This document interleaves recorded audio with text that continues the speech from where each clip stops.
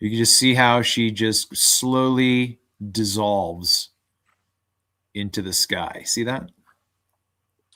No, unfortunately, I can't because, like I said, it's pixelating for me, so I'm not really seeing it properly. What do you mean it's pixelating for you? The actual whole image, the video sort of is getting like kind of pixelated. So I'm not seeing. I'm not sure what anyone else is seeing, but that's what I'm seeing. Like I can see the moon there, and then as soon as you're playing it, it sort of pixelates. Okay.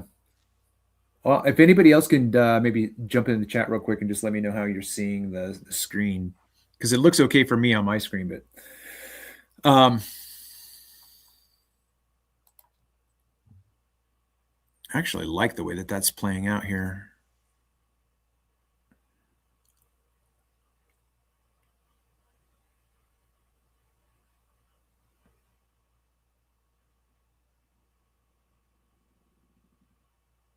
The idea basically is that this is about an hour after moonrise. So the moon came up, obviously. Let's see if I can do that real quick. I'll go over here. Show. This was the 16th.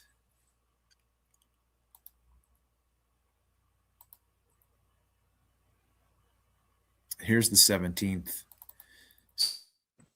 So this is when I started shooting on Thursday.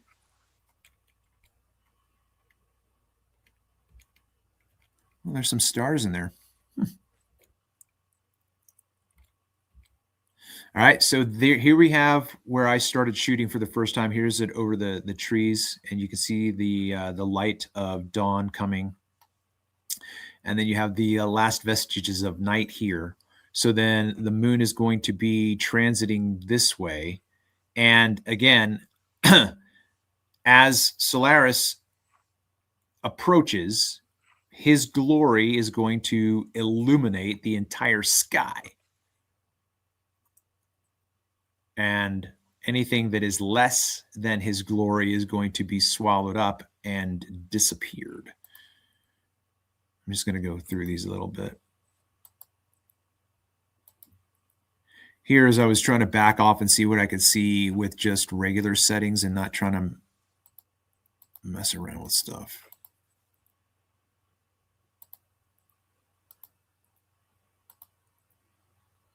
And so then after this day, the next day there was no moon? Correct. So the way that this let's see if I go back here. So we have the moon right here. And what was your question? Say that again. I said after this day, which was the 17th, was it? Then okay, yes, thanks. Right. The next day there was no moon. Yeah. Yeah. So right here, I'll just kind of go into the overlap of the way that I understand this whole shenanigan. So you have 30 days of moon's measurements. You have 28 days where the moon can be seen.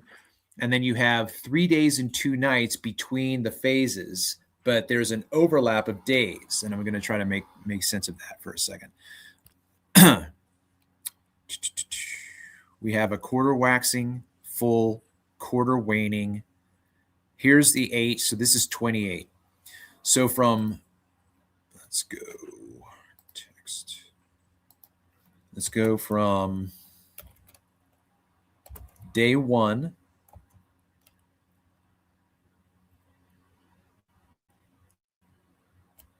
all the way to day 28. This is visibility of the moon. Okay. Now the visibility of the moon goes through its phases where it's a crescent at the beginning. It increases in its luminosity on a daily basis. So if you come out, I don't have this skill per se just yet, but if you were to ask anybody, Paul, like you go outside and if you had the moon and someone was there, you're like, hey, what day is it in the moon's phase? Most people be like, I have no clue what you're saying. I don't even know. But if you see the illumination on the left, it's waning. If you see the illumination on the right, it's waxing. So this is where the polarity of the moon to me is a visible guide for us. We have to be familiar with that. Let's say, for instance, if you go out tonight, well, it is tonight for you, right? So you would have seen, is the moon still out? I'm not sure. Okay. Not sure. Well, yeah. So when you saw it tonight, I would think maybe because where you're at, it's on the left. I think you're reversed. So your waxing is on the left.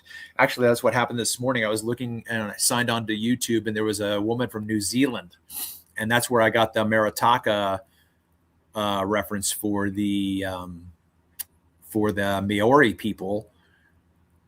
And she was in New Zealand. So when she posted, I started making a comment. I'm like, this is a waning moon. I think you need to switch. And then I saw that she was from New Zealand, so I backed off. Yeah. Okay. Yeah, we're back. We're backwards down here, right? Yeah. Excuse me. All right. So day 1 is a waxing crescent. Each day it increases. So tonight, when I go out and look, it's going to be more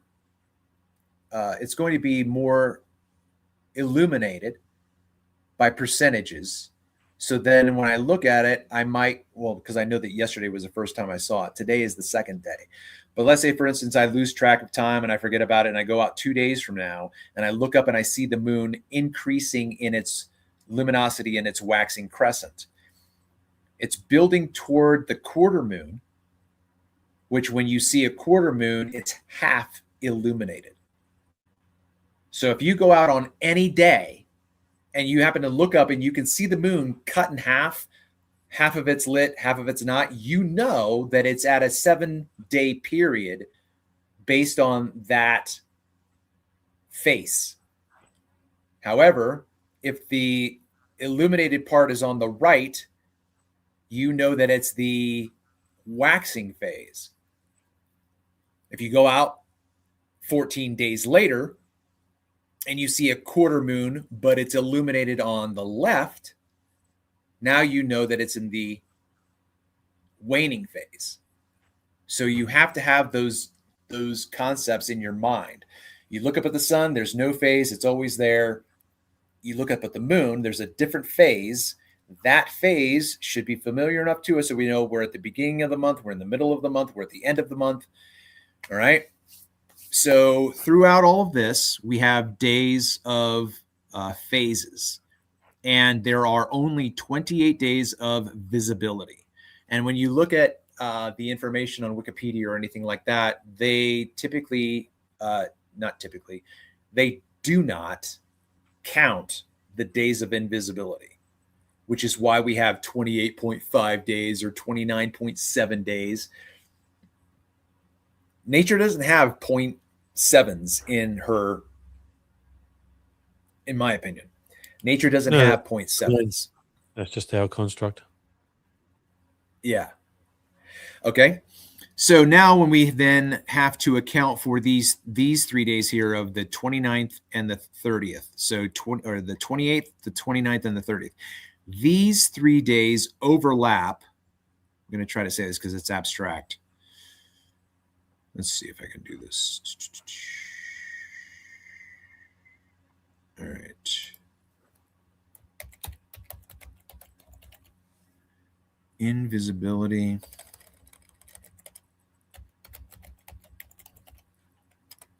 Ability.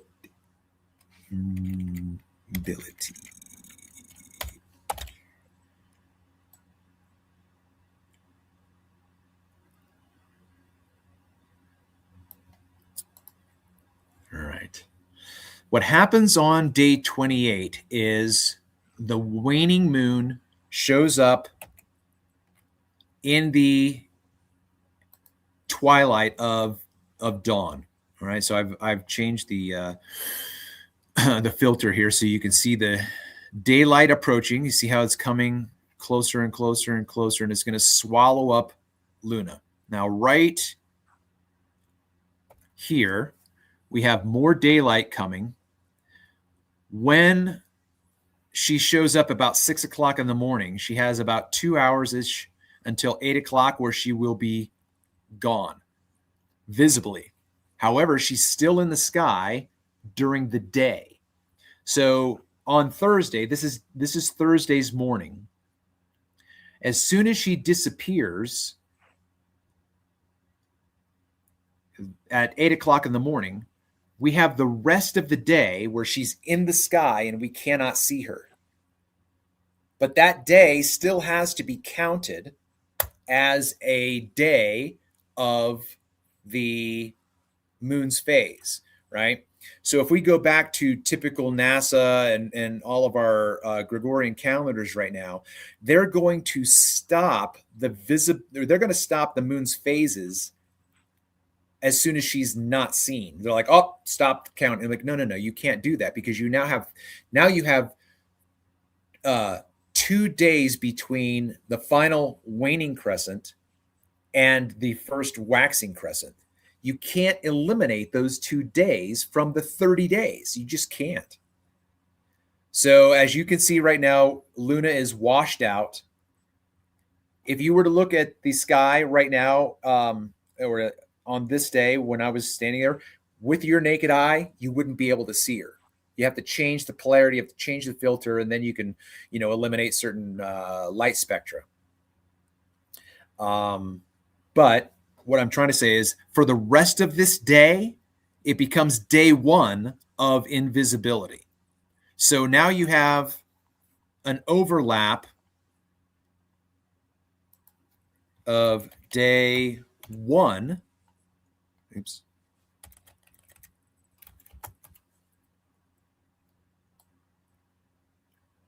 Day 1 overlaps 28. And then you have day 2, which is a complete day of zero moon. Okay, let me say this. Sorry.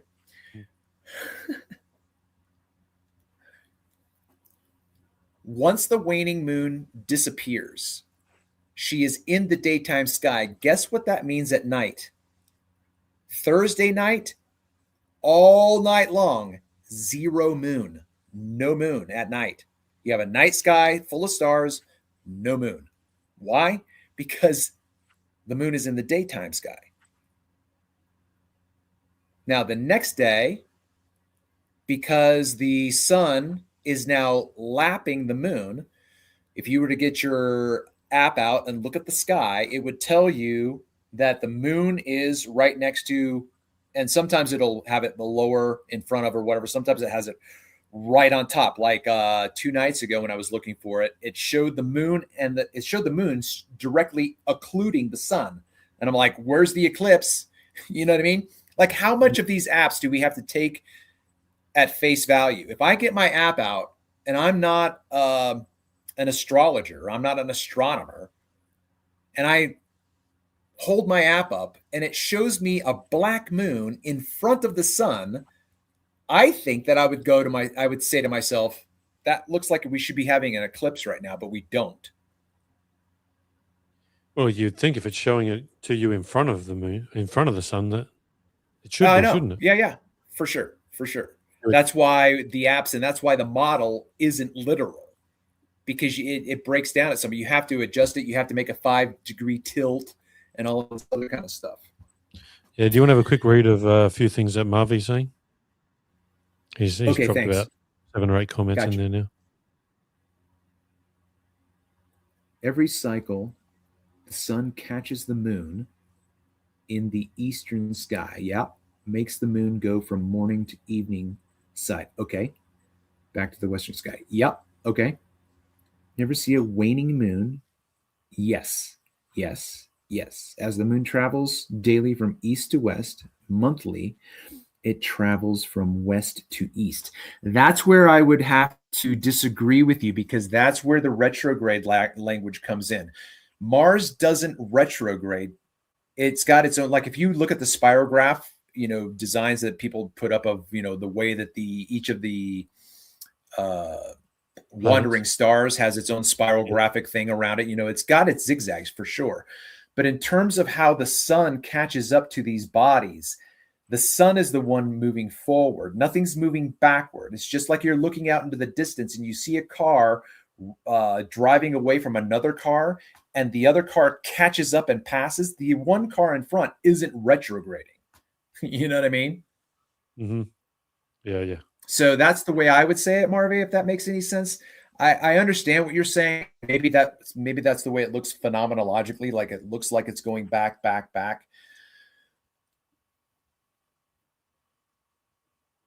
That's just the way that I think about it. I call the moon a slow riser.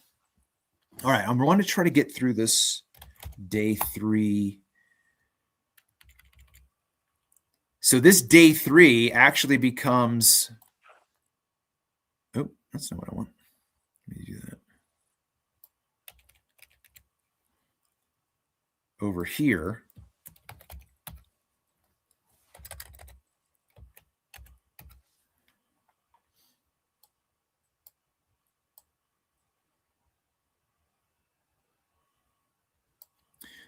What I'm trying to communicate is that day 28 is the final day of the moon's visibility, but it's also the first day of its invisibility. They overlap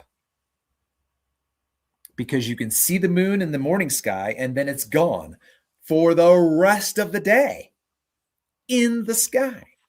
So then when the sun goes away and the night comes, there's no moon because it's right next to the sun. It's not going to zip back over and say, I'll be right back, Solaris. Just give me a second. It's not going to do that. The next day, when the sun rises, there's no visible moon because it's consumed by the glory of Solaris all day long, which then means 2 nights between day 28 and day 1, 2 nights, there is no visible moon anywhere on the earth. And then for the 3rd day, all day long, no moon, all day long. It's right there. It's right there. It's right there. There's the sun. They're both going like this, but the sun is faster. So the sun is leaving Luna behind and dragging the train of his polarization with him, so that when that cloak of invisibility is pulled off of Luna, she goes pring, and just manifests. To me, it's a very mystical experience to go to the western sky at dusk, twilight on the first day, and you're looking and you can't see her, and then you look down and you get distracted, and then you look back up and then she's just there. She just came out of nowhere. So now you have that's the 3rd day, all day long, and then you have the visibility of the moon right at the beginning of night. So now you have your first visible moon, which is the last day of the new moon phase. If I need to clarify any of that, just ask. The time for the moon to reach... Sorry. The time for the moon to reach meridian is about 25 hours. Can you rephrase that? I mean, a meridian is a line. I think the meridians are longitudinal, aren't they? They're not latitude, right? So when you talk about meridians, that's the longitude. So I'm just trying to understand what you're saying, Marvey. Can you try that again for me? So what I'm saying now is that when I saw this woman's post on the phases of the moon, and she was doing the Maori calendar, it has all 30 days. So now we're at the point of down here. Let me see if I can. We have I'm a not 100% 30. Sure, but just so you know, I think it's pronounced Maori. Maori. Yeah, Gotcha. That may not be 100% right either, but it's a little bit more like that. Maori. Potato. Maori, Yeah. Maori. You don't want to annoy So we them, have man. They're big and tough. so we have a 30-day lunar calendar. Okay. So within a solar year, for the lack of a better term, we have a 30-day lunar calendar within a solar year.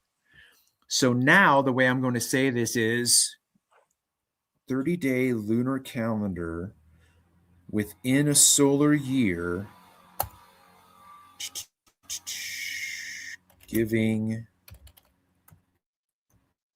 us, yeah, we still got to figure this out. Like, it's almost, I mean, I want to just regurgitate the science because we know, just the generalities of what we're talking about by the science.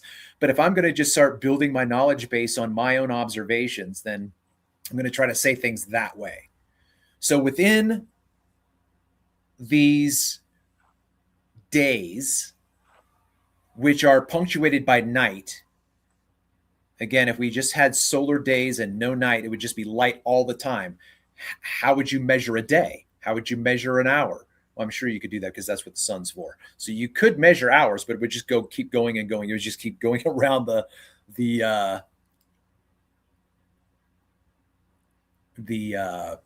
freaking, what's it called? Sundial. You could measure hours and minutes, but you wouldn't be able to measure days per se. You wouldn't know when to stop. It would just, I don't know, would you just keep counting? It would just be unending, right? You would be like up to the trillions mark of counting days. Day trillionth. All right. Yeah, well, I guess eventually you'd have to figure out, that there are these things called seasons. Well, okay, yeah. So let's right. So let's build it from here. So we have a 30-day lunar calendar within a solar year, giving us. I'm just going to say it this way for right now. Measurements of days.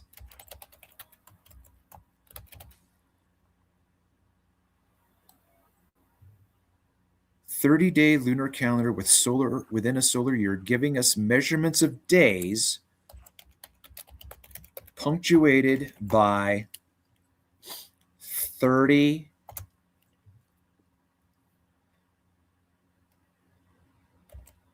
phases, 28 of which are visible, and 3 days, 2 nights,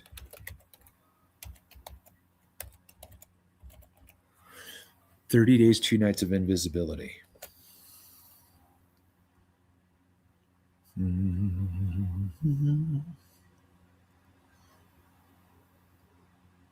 So abstract. This is why having a college of minds to think about this stuff together would be great. Punctuated, oops, by 30 days, 28 which are visible. Yeah, the whole moon thing, it's not really something that I've put my time and effort into yet. So, although I should be, because I'm growing a lot of my own fruits and vegetables now. So I should be paying more attention to that. Yeah, man, for sure. Planting. When are you supposed to plant? I think you're supposed to plant on new moon, and then you harvest on a full moon. Right. I think that's the way it goes. And same thing for, like, they say, cutting your hair. You don't cut your hair on a new moon. You cut your hair on the full moon. Anytime you're going to harvest something, it should always be on the full moon. I was talking to someone locally here who says that they only fish on a full moon because that's when the fish are biting. Okay. Like crazy. Well, I suppose if you were fishing to live back in the day, you'd have to fish a little bit more than that. Otherwise, you'd die. Yeah, unless you dry it. Yeah. Salt it and pickle it. All right. Meridian is to path south. Highest point for the sun is 24 hours. For the moon is 25 hours. All right. That's a little bit abstract for me. You're going to write the book? Okay. Yeah, I've got a book to write too. All right. Let's get back to this. Let's see what I'm trying to think about. Okay, so yeah, you mentioned the seasons, which I think is a great point too, because now that's also part of our marker, so that we would ask the question, or I ask the question, how many lunar cycles? How many, right? So we have 30 days of visible moon. So how many times does that happen? Once, twice, three times? How many times does that happen that would now be included within what becomes a year? I think that that's where we get the seasons to help us, because the seasons are divided into 4 or into 3, right? We have winters, 3 months each. So we have 4 seasons. And again, we say, well, how long does summer last? Is summer 6 months long? Is summer 1 month long? How do you know how long the summer is? The moon. The moon is within that period of climate season, right? So we just, right here in Colorado, I've been here for a year now. So this is my second winter here. And this month of December has been a month of summer, in my opinion. We got snow once, and that same day it snowed, it was like 70 degrees later in the day. It was crazy. The climate here is wild. So yeah, we've had a massive Indian summer. Summer ends what, August, September? And here we are in December, but the climate is, we're in the 50s, we're in the 60s. Yeah, it's kind of weird here at the moment as well. We're only really just starting to get summer now. Like, it's actually been relatively cold, extremely windy the past couple of months. Well, that's even interesting, right? It's if I was talking with a friend of mine and I mentioned that to her, and I said, man, it's so crazy, the temperature. She's like, yeah, climate change, blah, blah, blah. I'm like, well, what about the people down in Australia? Because I got my buddy Paul who says it's colder than usual. So how's that work? Oh, yeah, but don't worry. They'll tell us that it's been the hottest summer we've ever had again. Guaranteed they'll say that this year again, because they say it every year. Mm. It's always the hottest. We actually had a fair bit of rain as well so far over the past month or so. So I'm not sure if we're going through is it El Nino? Where you get more rain. I haven't heard that phrase in a long time. Yeah. All right, so if there are 30 days in a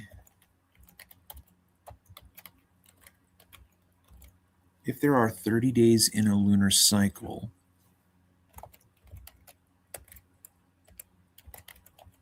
how many cycles within a season?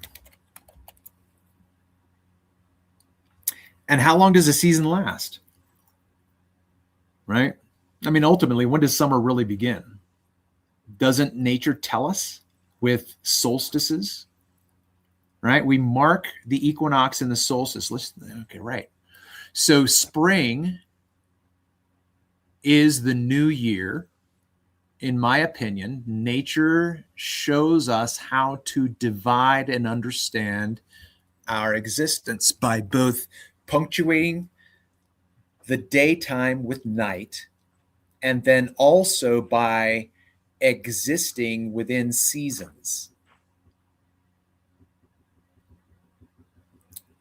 Back engineering. Today is the 22nd day of December, and yet it's the second day of a lunar cycle. That's off. Like, we should never have a mismatched month or month. Let me see if I can create another one.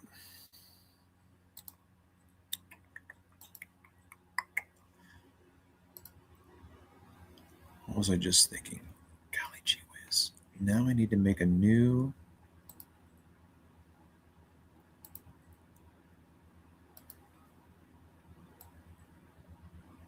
All right, so now this is going to be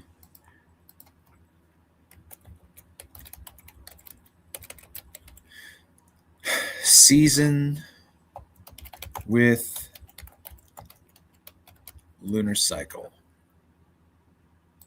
All right. So we have a season with the lunar cycle. And which season are we going to start with? Let's start with the one that nature starts with, which is spring. Equinox, right?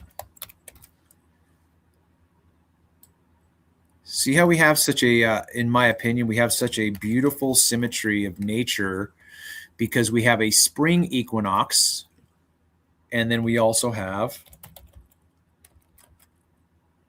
right? Yeah, an autumnal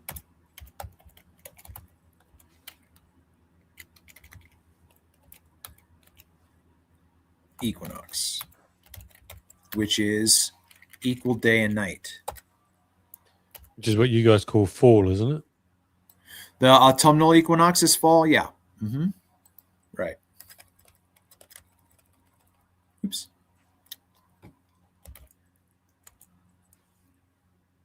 Oh, I see what I need to do.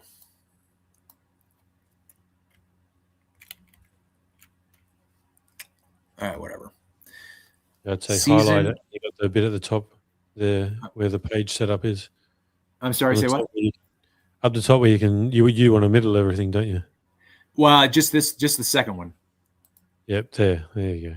But I get you. Thanks. Appreciate that. All right. We have a season with the lunar cycle. The season I'm choosing right now is the spring equinox. And that is going to be measured on March 21st. However, right, it's like it could happen on the 20th, it could happen on the 21st, it could happen on the 22nd, it could happen on the 19th. Like there's that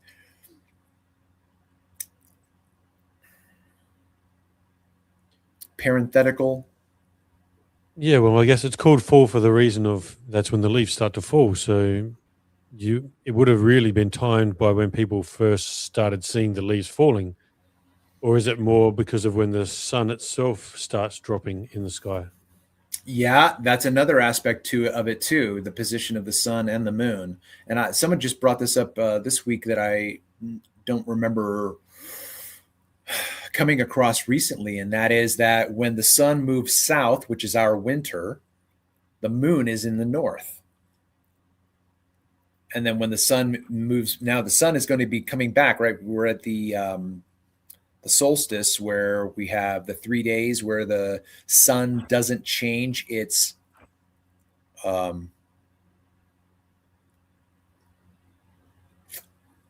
do they say that? The sun gets to a point, I think it's today, tomorrow, and the next day, or tomorrow, the day after, and the day after that. There's 3 days in which the sun remains at the same altitude. It doesn't go higher, it doesn't go lower. It rides the same plane for 3 days.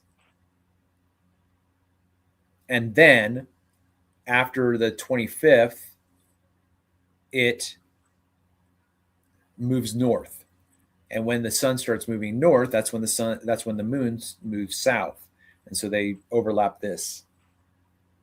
Can you imagine making the Antikythera mechanism? Do you know what the Antikythera mechanism was? Yeah. Can you imagine being little machine? That is crazy. Like I'm struggling just with paint. You imagine my making all of these little teeth so that they actually, measure up and make sense. I Right? think the whole thing's pretty incredible when you really think about the fact that all they were doing were looking up at the stars, watching the actual seasons, way things changed, and then really just coming up with, okay, this is when this season happens, this is when this happens, this is when this happens. The stars are here, there. Like, I mean, so imagine 71 years for a degree of change. But how on earth? Wait. Say that again. Within the stars, 71-year a degree of change. But 71 years, that's an Oh, entire life. yeah. Mm-hmm. Like, that's a whole lifetime. How did someone know that? I know, man. Like, how many years did it take them to Well, work how that about out?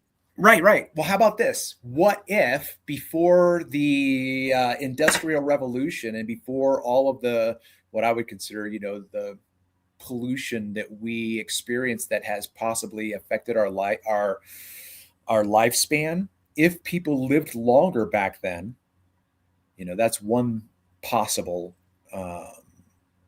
way of looking at it, that you didn't just simply die when you were 75 or 85. You possibly lived until you were 150, 200, or whatever. However, if you are in the practice of being an astronomer, you're going to be in a college of other astronomers. And so the work is just going to carry on.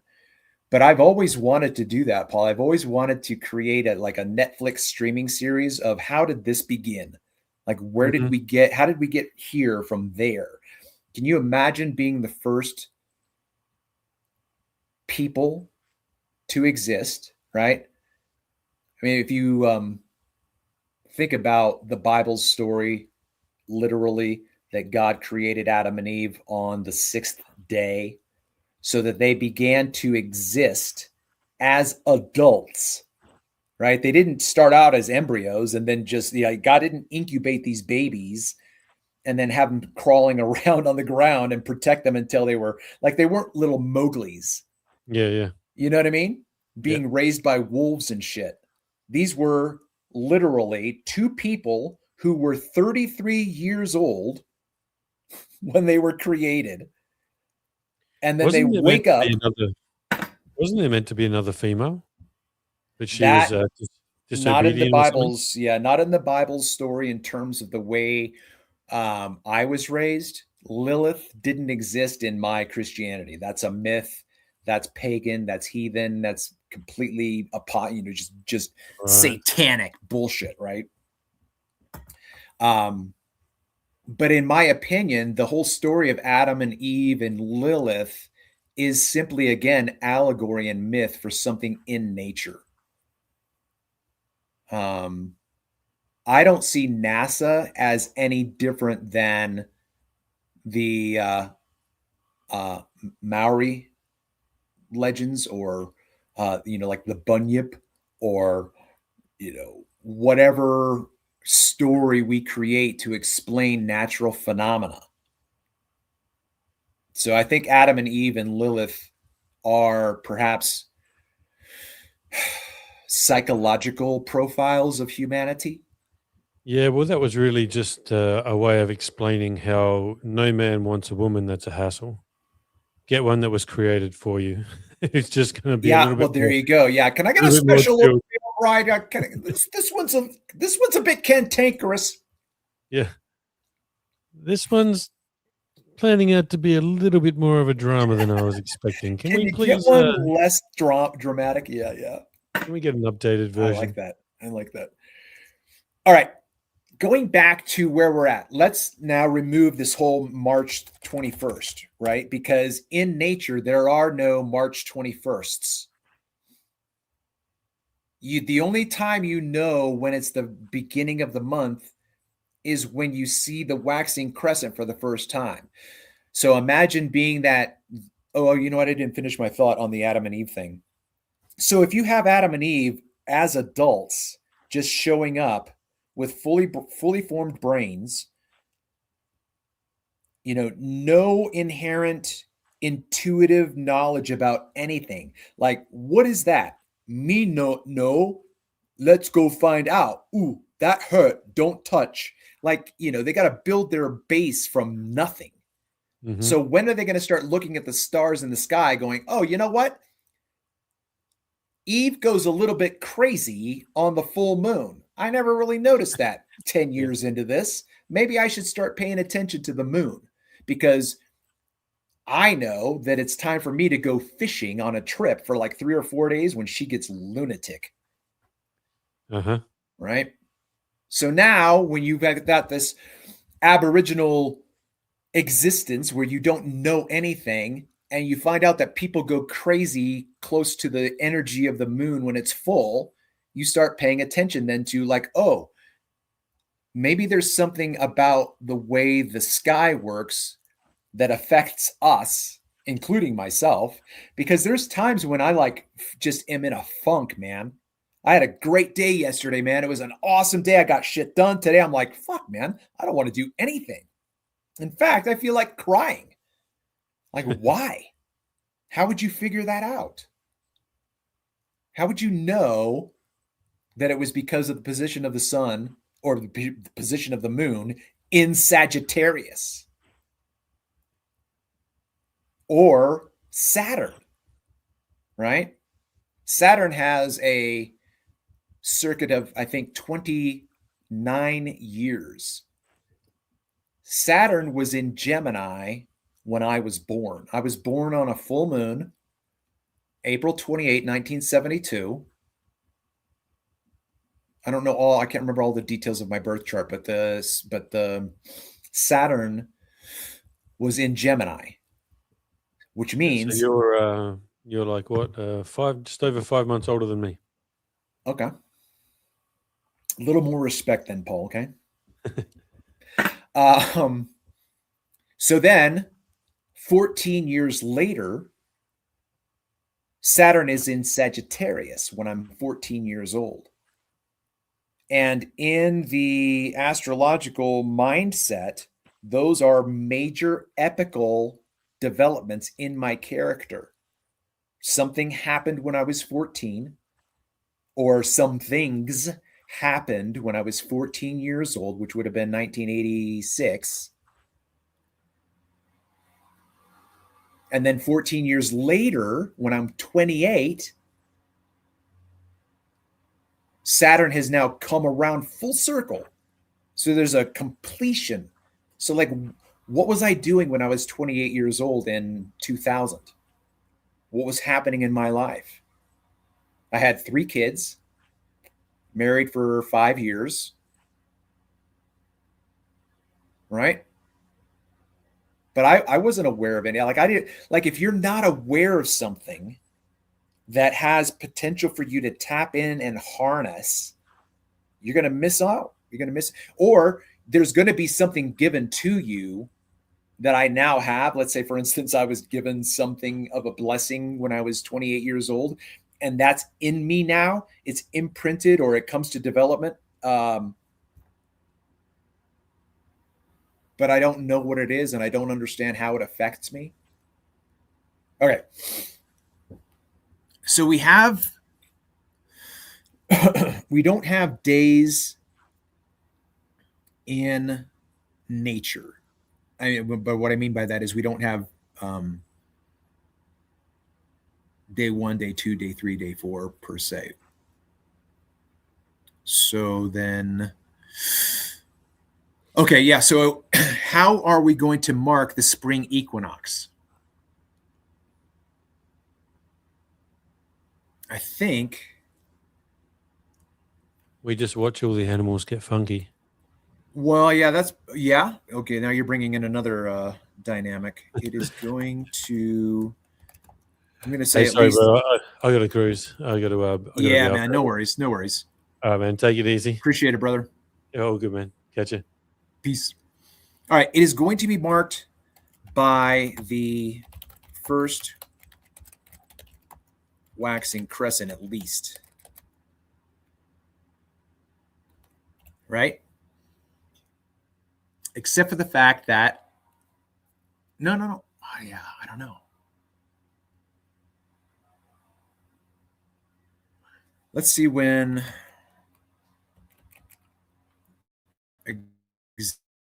existence might.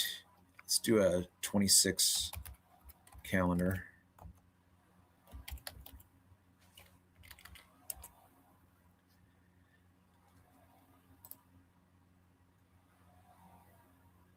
Can you guys hear the humming of the fans?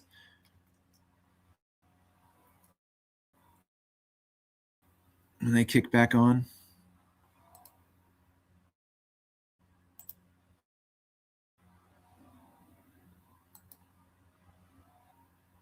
Let me see this real quick. Oh, there we go.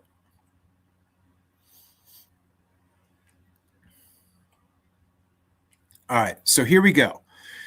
We have January to December marked out by all of these phases, right?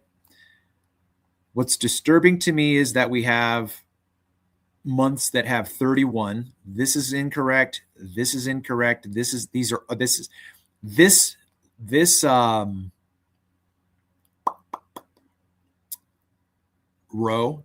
row should not exist.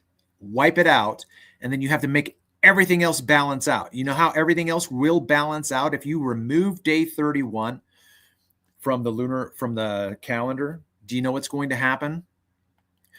You are going to have to then treat each month as its own independent lunar cycle. So each month is going to start with the exact same lunar phase. Here's one where it is the waning. Here is the full moon. So these are 14 days different. That's impossible in nature. Impossible. Okay. And then in March, you have not a full moon, and nor do you have a first waxing. It's a little bit darker. So then this is 2 or 3 days into a new moon. No. Each of these day ones should all look like this because they're the beginning of the month, which means they're all going to stop on day 30 and then start over again. Right? So here we are, 2026. So then March 21st is going to be a waning crescent.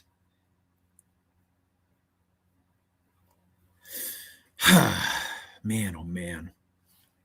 But if we made this the way it should, this would be 1, 2, 3, 4, 5. This would be full moon. And then 7 days later, this would be a quarter moon. Okay. So you see this moon right here is a quarter moon. And that should be the phase that's right here on the 21st. So let's say, for instance, we're looking at the heavens and we begin to notice that, yeah, like how would you even mark out that the moon, that the day and the night are equal, which is what equinox means. It's a natural observation. Equinox, equal night and day. Last night was the longest night as the sun is going to become, or as the sun is going to return north, where we have the long dog days of summer. Shout out to Florence and the Machine.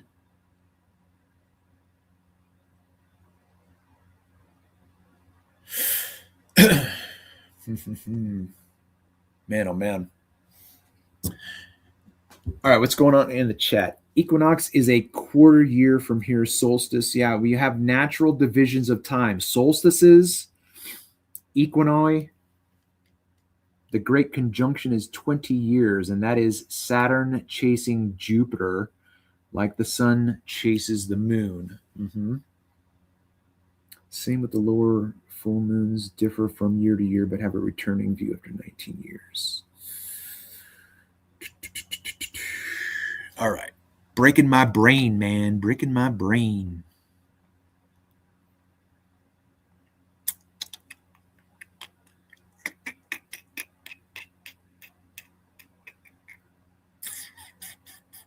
Where am I? Oh, March 21st should be a quarter moon. But every 21st, right? Every 21st of every month is going to be the quarter moon. And I did this 2 years ago. Where is this? 2 years ago.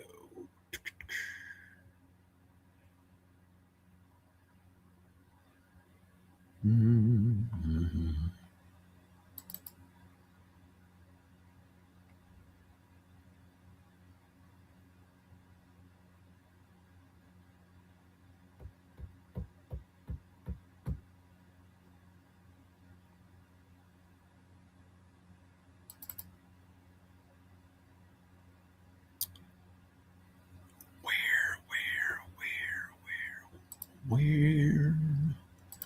Let's see if I can just look it up. Lunar.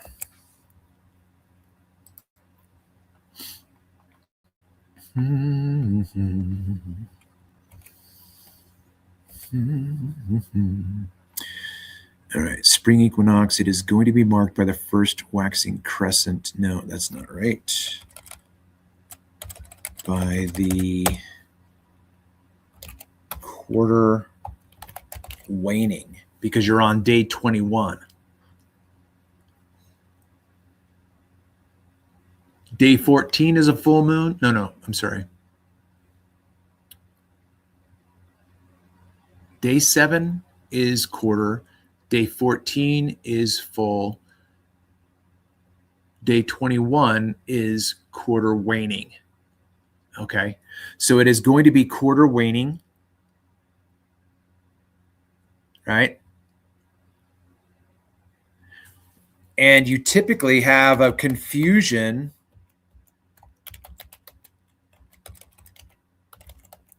of, you know, when you look up at, sometimes when you look up at this at the moon, it almost looks like it's quarter, but it could be a day or two off, so that there's a little bit more of it. You have to have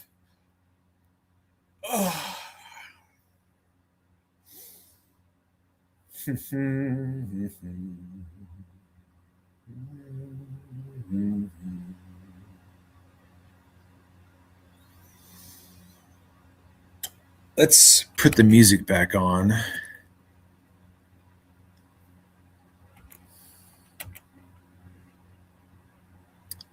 Speaking of which, where was, oh, I turned it off.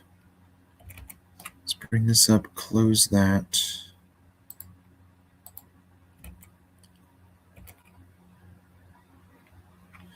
All right, let's see. This could be it.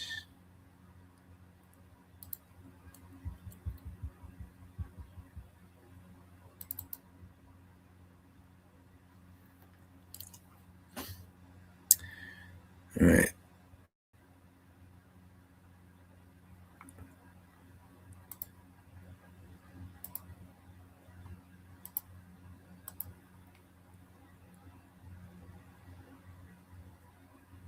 I don't think I have any of my charts here. Where did I make those charts? I think this is, no, this is the old external drive. It should be in here.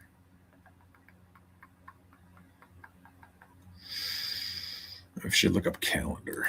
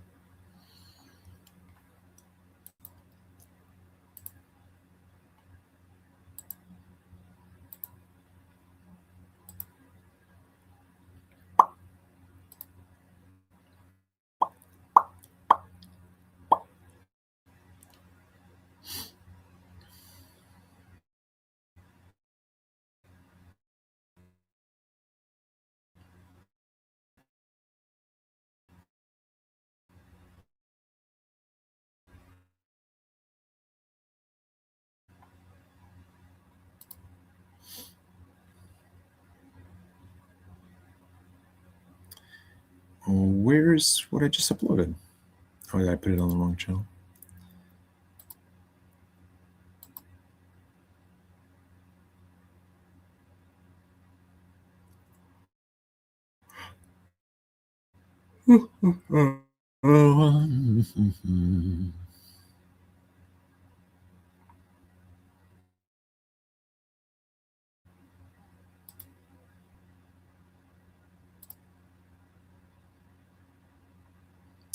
All right, here we go. Positive vibes.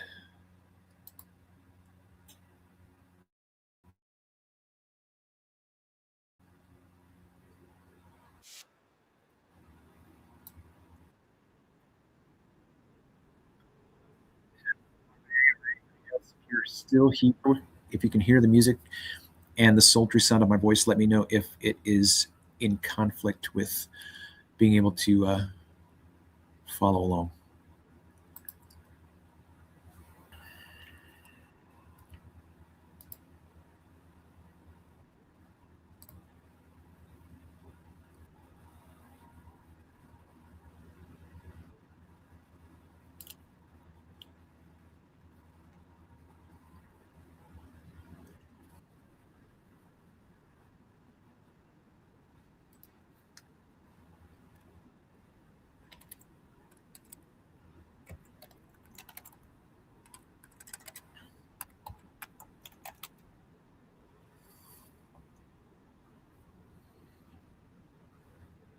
And I'll say ambiguity maybe instead of confusion.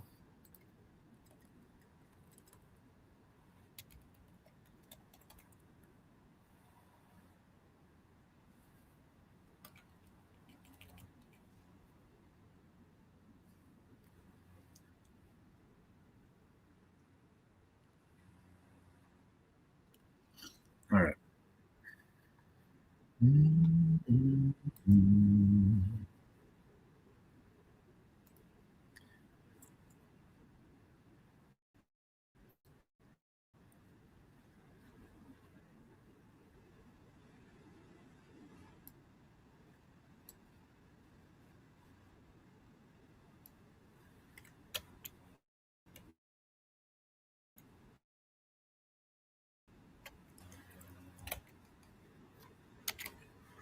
Not sure why that's not letting me copy and paste this anymore.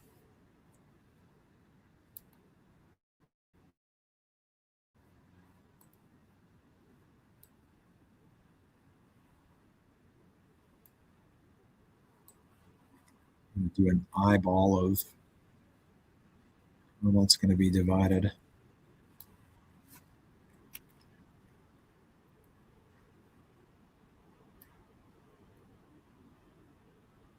I mean, that's pretty close, right? So we have 1,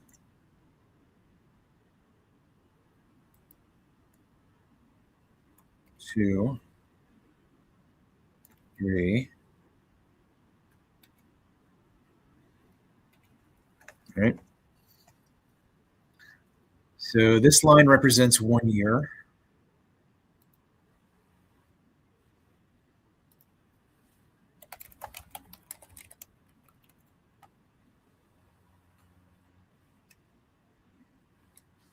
Let's do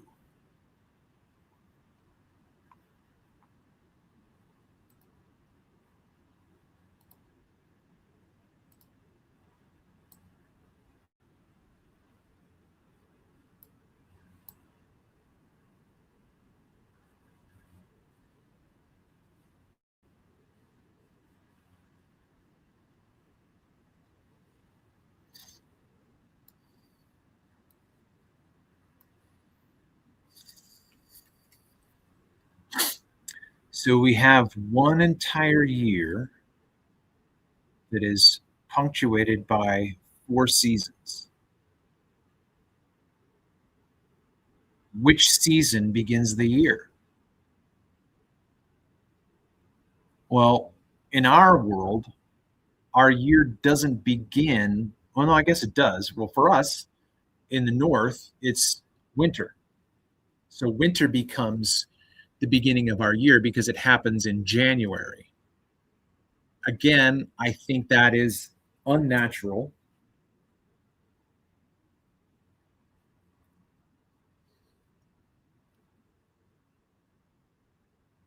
Nature tells us, nature shows us, nature reveals, nature discloses to us how to measure time.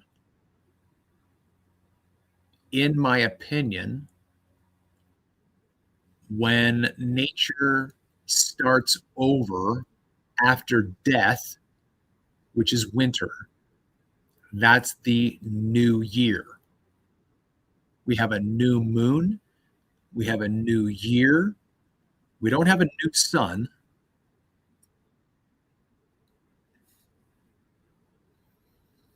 So the moon has cycles.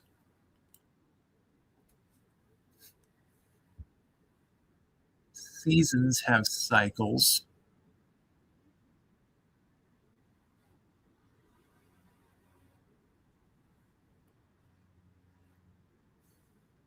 For the sake of argument,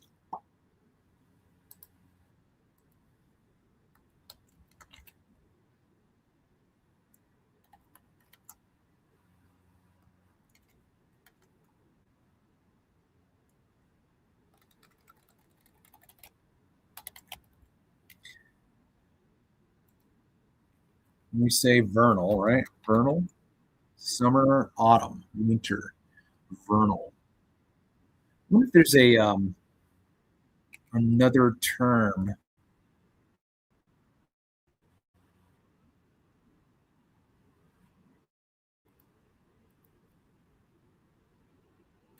Where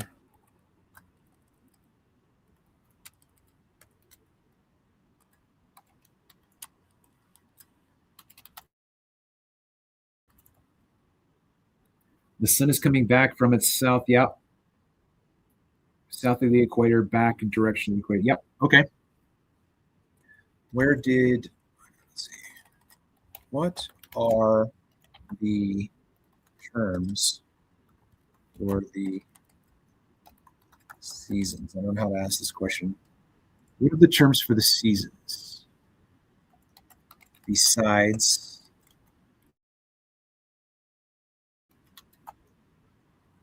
vernal and autumnal? So the reason why I'm saying this is because autumn and vernal are not English. They're a carryover from another language, but we say summer and winter. So to me, what's the old term for summer and what's the old term for winter? Because vernal is, to me, more posh than spring. Autumn is more posh than fall. So there should be a posh word for summer and a posh word for winter.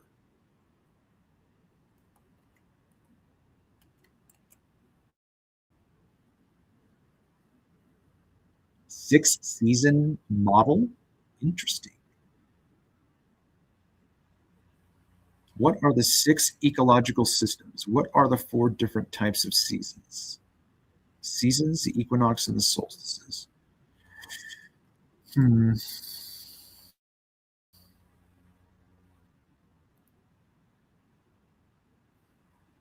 Serotonin. Look at that. Serotinol is close to serotonin. Interesting. Estival, which is where we get the word festival, I would imagine. Hibernal. Ooh, I like this. I'm going to have to remove summer and winter from my terminology. A season is a division of the year based on changes in weather, ecology, and the number of daylight hours in a given region. So the daylight hours, again, depends upon the position of the sun in the north or the south as it ping-pongs back and forth. Again, if you were to mark out, if you look at the analemma, right?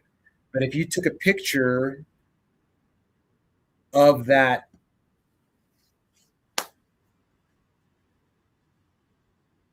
if you took a picture of that solar position, like tonight, or I mean, like today, that's what I was thinking about doing too, except I don't have a filter.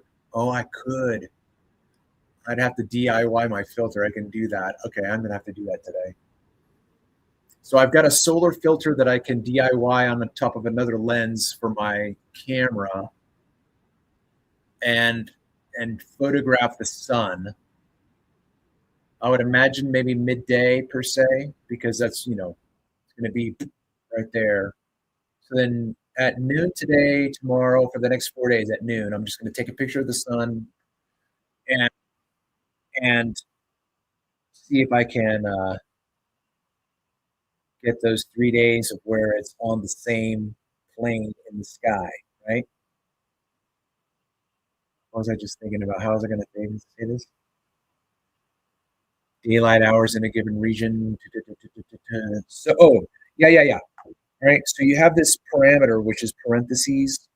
That's what brackets the position of the sun and the moon. They don't go farther north. They don't go farther south. It's boom, and then back here, just ping ponging back and forth. But when you get here, where's the sun in position here? That's what I'm trying to say.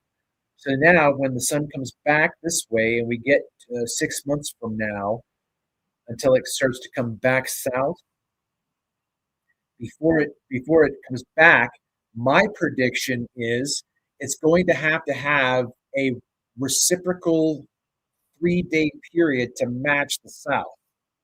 So there should be, in my understanding, and I could be wrong, but the way I'm trying to parallel this with the moon is this, that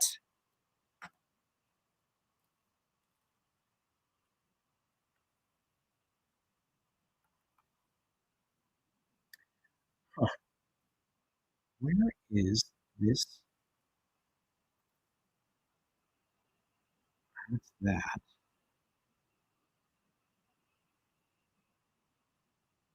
Hmm.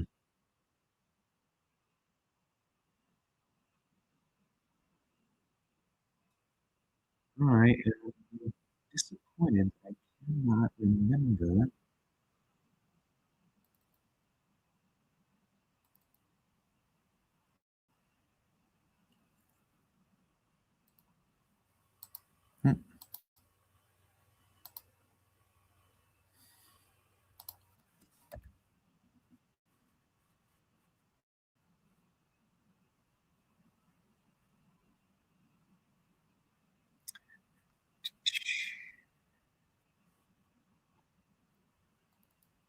Hmm.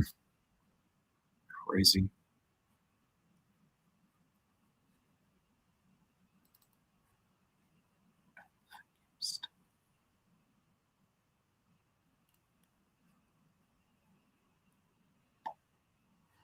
Yep, I can't remember where I put all those charts that I made.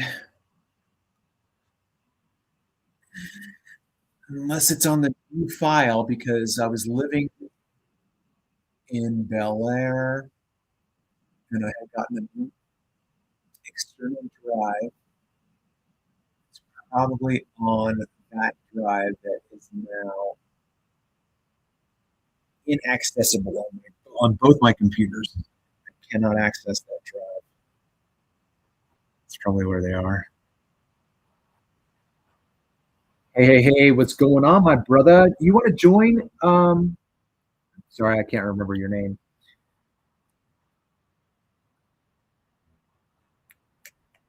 Key of Science, Key of Science. If you go to the description of this video, the link to join, Eddie, jump in and let's chat, brother. Can you do that? It's in the description of the video for StreamYard. It would be dope to chat with you, man.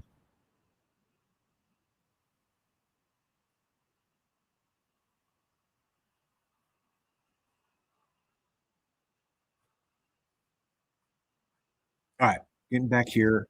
On Earth, seasons are the result of the axial parallelism of Earth's tilted orbit around the sun. In temperate and polar regions, the seasons are marked by changes in the intensity of sunlight that reaches the Earth's surface, variation of which may cause animals to undergo hibernation or migrate, plants to be dormant. That's the ecology aspect. I'm not really worried about that. Northern hemisphere experiences most direct sunlight during May, June, and July. Blah. I wanted to, oh, that's what I was looking for. I'm looking for the terms.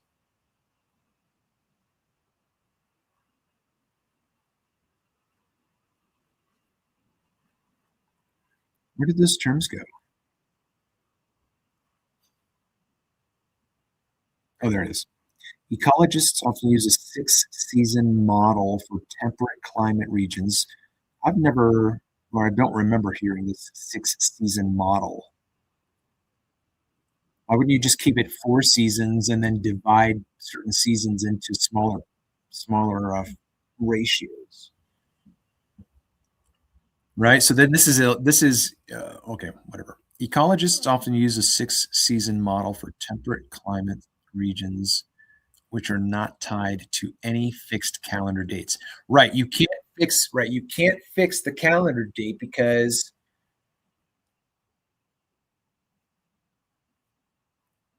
it's never the same day. Next year, yesterday's 21st is going to be on a Monday.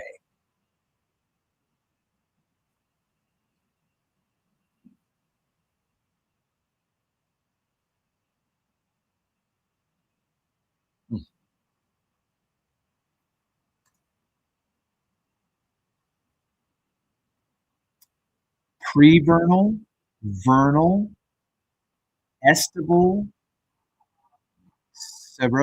serotinal, autumnal, hibernal. So serotonin, right?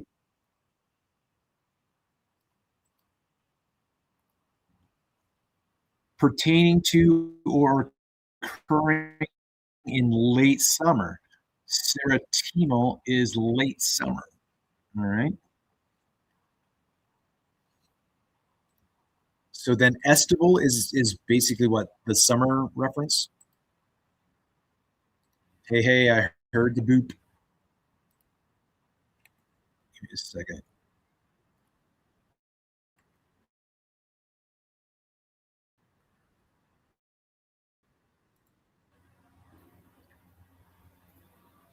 Hi there.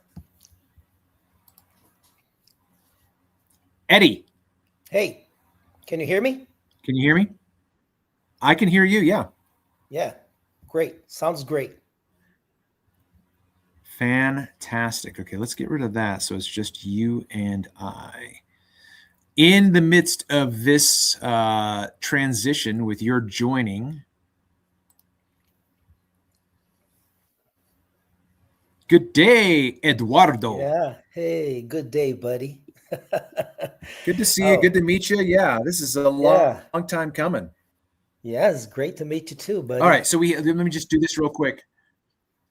So we have 6 people watching. I can see right now. If you haven't said hello, and the only one that I've seen so far is Marve, and then I'm one of those as well. So there should be maybe 4 people to whom I'm speaking. If you haven't said hello, but you know the channel, you know me or whatever, please say hello. Even if you don't know me, introduce yourself as well. Make sure you share the content, because the more people that are like you, the more people that think like you that you bring into the chat, you will be able to entertain yourselves whilst Eddie and I catch up and chat Sciencia. Great. Well, tell me a little bit about yourself. What's your what do you teach? Well, I teach English in Brazil. I'm an online teacher, and I used to work for companies as well and do translation work and stuff like that. But then I started working as an editor too. So I there's another YouTube channel that I actually work for, and I make videos for them. They are just starting, so it's not a big channel, but I've been doing some editing as well, and some other stuff. Like I work as a driver as well for people who come from abroad and stay in Sao Paulo, and Wow, they you need like to Uber go then, around. right? Yes, but not the same type of Uber driver, because I don't represent Uber application. It's like a company that hires me, and then I rent a car. I mean, they rent the car for me. I just go pick up the car and go. And I have like certain missions that I have to go around, go to the airport, take these guys to the hotel, and then be available. And it's not every week, depends on the month. I'm gonna do that for 1 week or 2 weeks, or sometimes even the whole month. Depends on how many business are actually happening. So I'm a multitask man. Whatever comes my way, I'm grabbing it. Hey, all right. So what's the other YouTube channel? What's the content that you make videos for there? Well, this channel that I'm working for, it's also a Brazilian language channel, so it's called Nua e Crua, which is like I don't know if you guys have an expression like that in English. I've never thought of it, but it's like when something is raw and without clothes, before your eyes, so it's like a nude, so everything is like open, you can see it. And this is a kind of a relation with the scripture, so it's a Bible study channel. And this lady, she has incredible material in terms of studies and things that she's been writing over the years.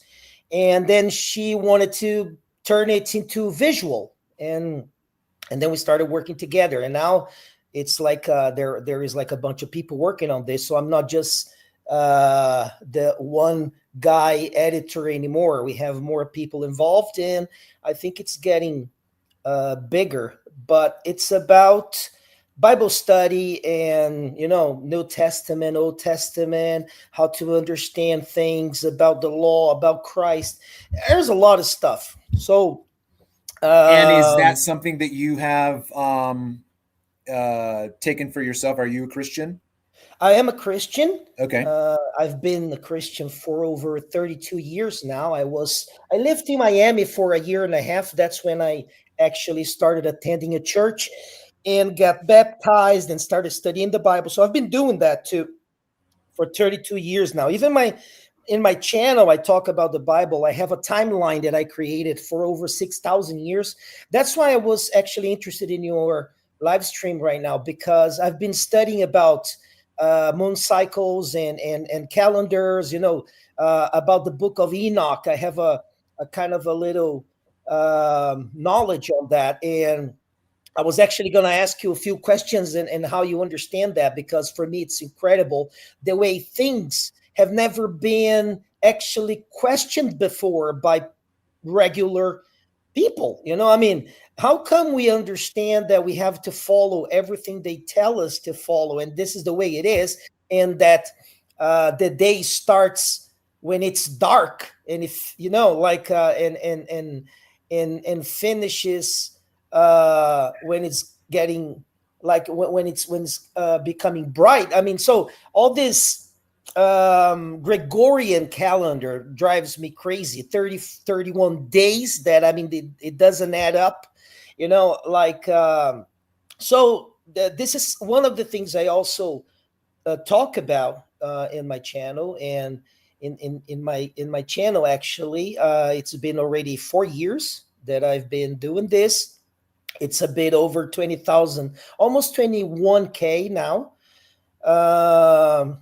We know that if we talk about this kind of stuff on YouTube, even like conspiracies, flat earth model, if you talk about other stuff that I can even mention here, because that would cause you some trouble, we are going to have some, barriers that are not going to actually let people know about what we're talking about, and even give us a label of, conspiracy theorists, and that we're talking about nonsense stuff, because this has already been disclosure. Everybody knows the world is around, So this is the kind of the same story I've been listening to for a long time. And then I started looking at things in a bit different way, and I decided to start the channel.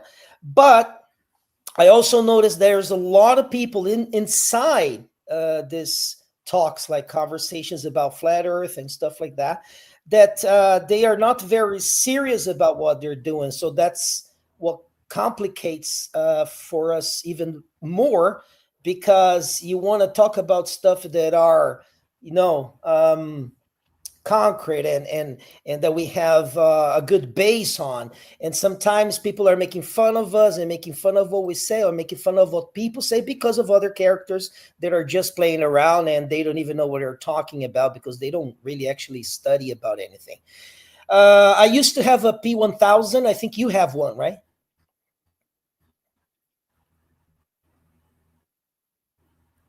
I do have a P1000. I have one of each right now. Okay, so I had one, and I did my own studies. I filmed my own tests, and then I was satisfied with what I got because I started studying about refraction. There is an amazing channel Oh, I'm not going to be able to do here. that. I'm sorry, just real quick. Okay. I was trying to add a video to play on the moon, but it started to make you lag, so I just took it down. I apologize. Go ahead. Okay. So there is an incredible channel on YouTube that I've been following for some time. They actually put up a video yesterday that I've already downloaded, and they talk a lot about refraction, which is something that I've seen a lot in your channel too, with your experiments with the cameras and everything. And they clearly show that the effect of objects at a certain distance make you think a flat surface is round because they disappear, but they're actually filming that on a flat surface, and they prove it to everybody. So depending on the temperature, depending on the condition of the air, depending on if it's hotter or colder and stuff like that, things are going to act different. And what they say, there is going to be like the horizon goes up because of a mirage or something like that. So there are other ways to explain that, and this channel has been doing a great work. I'm invited. It's a couple. I invited them over for another. I've already had a live streaming with them 2 years ago, I think, and I've already invited them again to talk about this, because this is what we gotta do.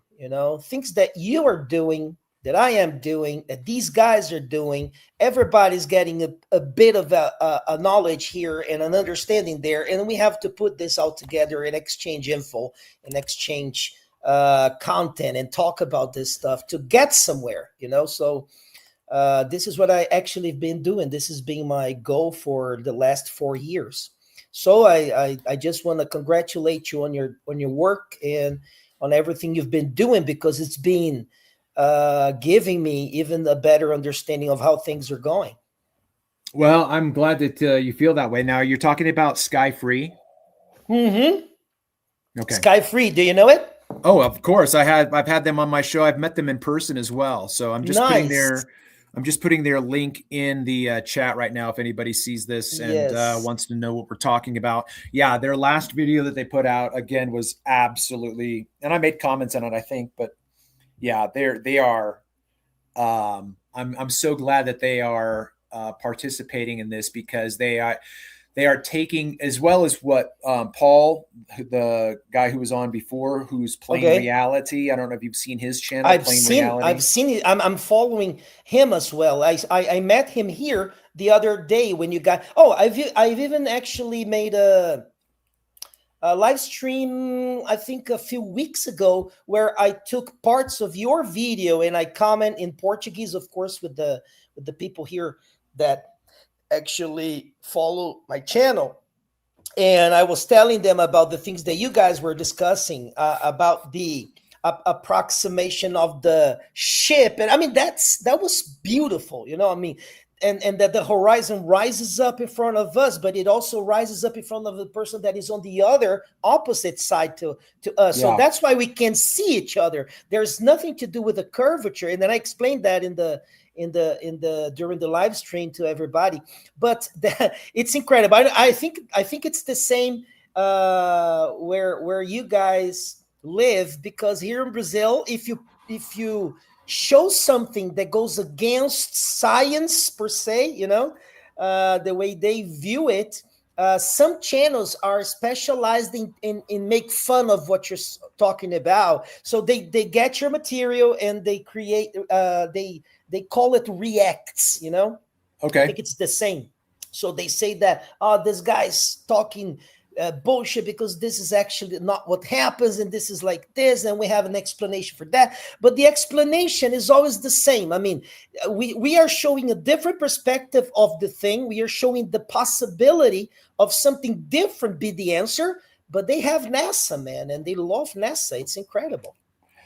Yeah, you're hitting the nail on the head, and it's always been a question in my mind as to how to bridge that chasm in a way that's non-confrontational. It's just open discussion. It's the way that I think of it is to say, look, I'm simply suggesting an alternative.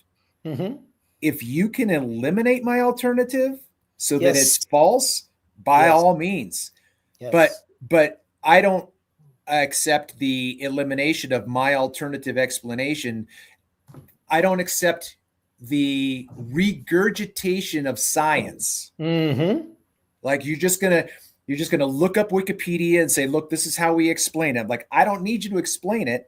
I need you to debunk my claim. Yes. Because I'm because I've put in this effort. Other people have put in hours and hours and hours and hours of gathering observational evidence that should be taken into consideration. Yes. And yeah, I mean, it would be really nice to find some proponent of the globe model who, albeit disagrees with, but is still interested in understanding like what we're saying, right? Yes. He comes in, he says, look, I don't want to be a jerk, and I don't want to just hand wave dismiss you, but I don't know that I really understand what you're saying.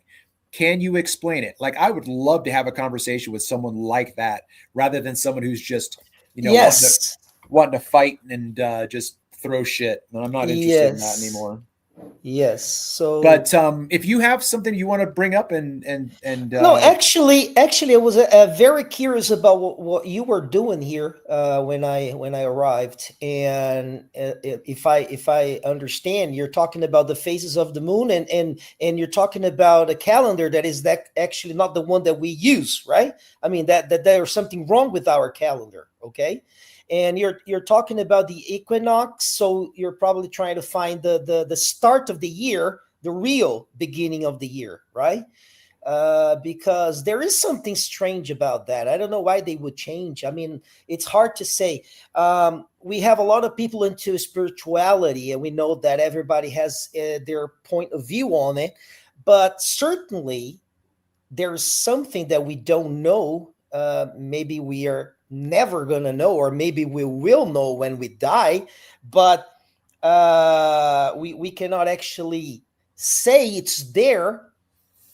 But if there is good and evil, maybe the part of the evil is to obscure our minds, let us actually in the dark. So let's change everything. Let's try to paint a new picture, of what the world is. So they are never going to guess it, and they're going to be divided into groups, and they're going to be hitting heads, and they're going to be fighting each other because they don't know anything about anything. And then we're just going to be laughing and wait for the moment that maybe one day a spark is going to come up and start making a difference. So I've been trying to be part of that team, because certainly there is something wrong going on, and we just don't know it. And people started questioning this from 10, 15 years now, the way it's being possible, because we still have the internet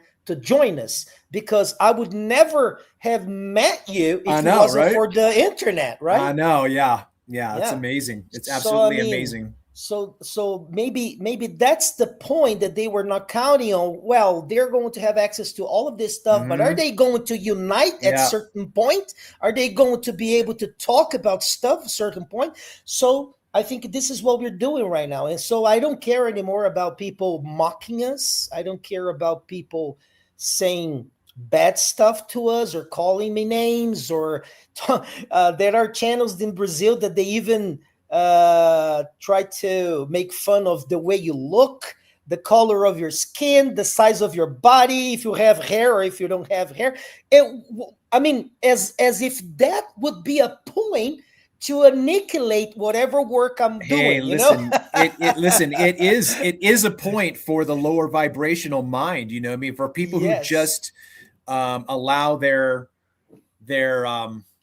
mentality to be shaped by superficial criticisms. Yeah, Yes. that's, I mean, obviously that's why they do it. But I think it talks more about them than actually about ourselves, because I don't do that. I don't mock people because they believe in the round globe model. You know, I just say, well, this is what they've been fed. I mean, they know it because it was on TV, but maybe they've never asked if it's possible to be in the movie theater. Why wouldn't it be possible to be on your TV and everybody's saying it's real when it's not? Just to keep you in the cage, you know, to keep your mind imprisoned. So so that's what I'm doing. So you were talking about the calendar, and I was willing actually to understand what are you trying to, what is the puzzle you're trying to solve here in terms of the calendar? Well, the short answer would be I would love to be in a place where I could have a visual on the moon, any part of its phase. All of my observations have been punctuated by disruptions through the climate, where it's too cloudy. Yes. You know, or if it's polluted from what I would consider chemtrails and whatnot. It's which the past 2 days there was just a lot of shit in the air, and I was disappointed because it was the beginning of the cycle and I wanted to catch the beginning. But in order to have 30 days of observation, I don't think I have 30 days of consistent observation of the moon. So with yesterday's beginning, that's day one for me. I'm again today going to try to capture it again today and try to maintain that for the next 30 days. So it's my position that the cycle of the moon doesn't fluctuate. And it's maintained at a 30-day cycle. It's made up of. So you're saying that the cycle of the moon would not be 28 days, would be 30. There's a differentiation to make there, and that was one of the things that I was bringing up. I'll share my screen again real quick because I just started doodling with this. You're familiar with the Book of Enoch? I have a copy of it, but I have not sat down to study it. But yeah, I do know, because it talks a lot about the moon and the sun movements and how it works. I mean, as far as I remember, it talks about a 14-day cycle to get a full moon, and then a 14-day cycle to get it the new moon, right? Yes. Give me 1 second to get rid of this. Can you see my screen? Or did I not share it yet? No, I didn't share it. I think you haven't shared yet. Yeah. There's always that extra step. Okay. You're sharing it now.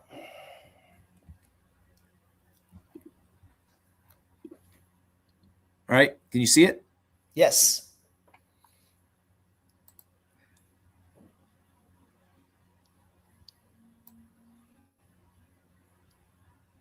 Let me see if I can get a better one. I need that represents a whole year? Let me think real quick. No, this is a month. A month. Okay. So I just had this written out in terms of things to think about. What is a year? What are seasons? What are these aspects? Okay. So this large circle is the presence of the sun, right? And what I was saying earlier was that if we lived in a world where there was only daylight, how would we measure time? How would we measure weeks? That's where the moon comes in. Okay. The moon comes in to give us daily measurements. And so then yesterday would have been the very first phase of the waxing. So it's a very, very slight sliver. And so then if you were to ever see the moon in that phase, you would know that that's the beginning of the measurement of what we call a month. Okay. So then what I have here is what you were describing with the Enochian reference We have 7 days in a lunar phase. The first one begins, and then by the time we get to day 7, the moon has developed into half, what we would see, it looks half illuminated. Half illuminated, yes. Right. But why we call it a quarter moon is because that's 1/4 of its visibility. Okay. Okay. That, so we can, so Because here you have to judge the other side that we can't see, right? that is the contrast, right? Okay. That is the contrast. So what I did here in this chart is I labeled the days of visibility when we see the moon. It's always 28. Mm-hmm. Okay. It's never 26. It's never Okay. 30. It's never 32. You always have 28 days of visibility. Okay. That's 28 over 30. What would that be if you divided that? That's 14/15. Yeah. So that's 14/15 of the cycle. So what's the remaining 15th? The remaining 15th, there's 3 days. Okay. And what that means is if we start with what yesterday was the first of the visible moon, if we go all the way through until the next month when it's going to start over. So we had full moon in 14 days from now, and then 21 days from now, it's going to be the waning quarter moon. And then 7 days after that, the moon is no longer going to be visible. Okay. In science, that's when they stop measuring time with the moon because they ignore the period of time when you can't see the moon anymore to when you can. How long is that? What's that duration, right? So if you have someone who is familiar with the moon to a certain extent, I would ask them this question. How many days and nights is there no visible moon anywhere on Earth? I've asked 2 or 3 people who were spiritual and into metaphysics, and they didn't know that answer. Whoa. And the reason why I think it is because we're so familiar with the science that we just default to what it says and we just take it for granted. But because science doesn't focus on that period of time, that buffer, those last 3 days, that last 1/15 of the moon's cycle. So we have 28 days of visibility. The question then becomes, how many days of invisibility do we have? And the way that I have figured it out is that we have 1, 2, 3 days that exist between the final crescent and the first crescent, where you can't see the moon. Between the last visible and the first visible, we have 3 periods of day. Wow. And 2 periods of night. Okay. No moon. And so it's my opinion that we have to then include those 3 days within the calendar, which would always give us a 30-day period every month, no matter what. It's always 30 days. So if we get 12 times 30, we are going to have 360. So what's happening right now with the way that you're thinking, Eddie, is that we're bringing in the solar calendar. Okay. And trying to mix it with the lunar. And I'm not there yet. I'm not trying to say that you're wrong. Right.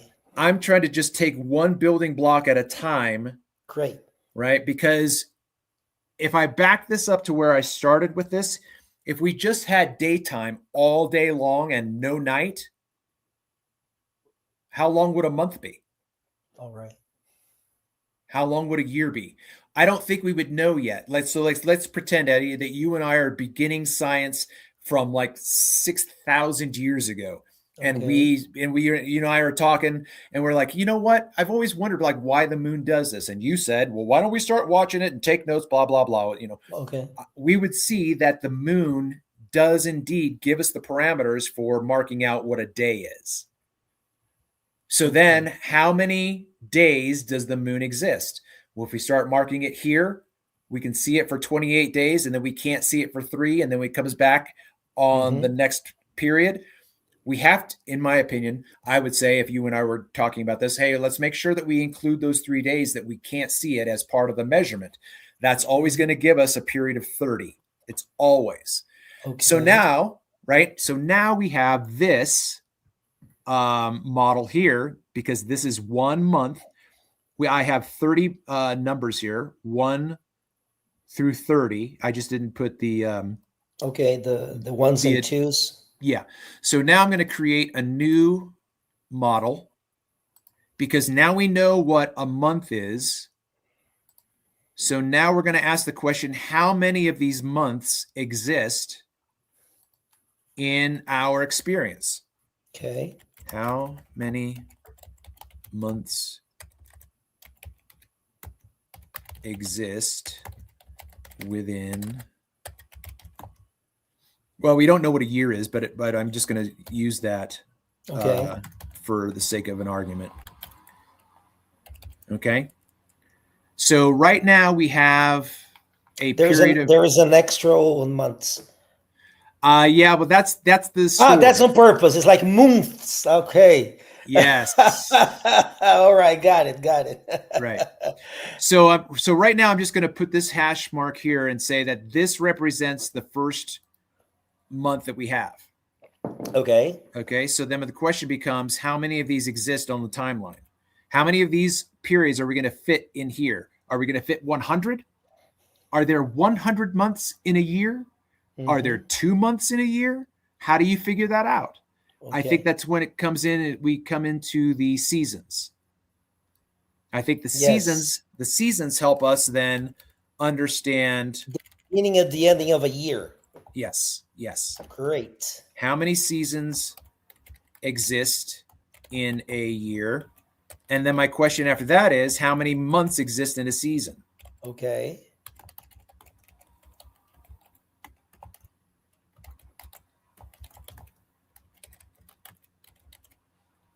Right? So that's kind of like the way I'm thinking about it right now. So based on the fact that we already know what science says, we have basically, I would say, 4 seasons in a year. I wouldn't create another season beyond that. Okay. So if we then make a different marker here, maybe I'll make it bigger or something, I'll say.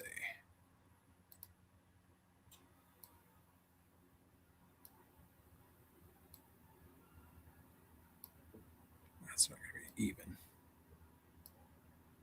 I know these aren't even, so for the sake of argument, right? So we have 1, 2, 3, 4 seasons.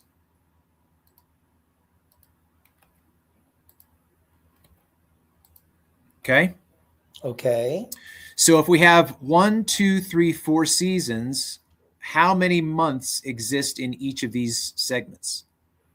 We would have to watch the sky. Yes. Measure out and first of all, we have to figure out whether or not I'm right. If it's always 30, how long is it going to take us to figure out? Like, well, you know what? Next month it could be different. But there's uniformity in nature.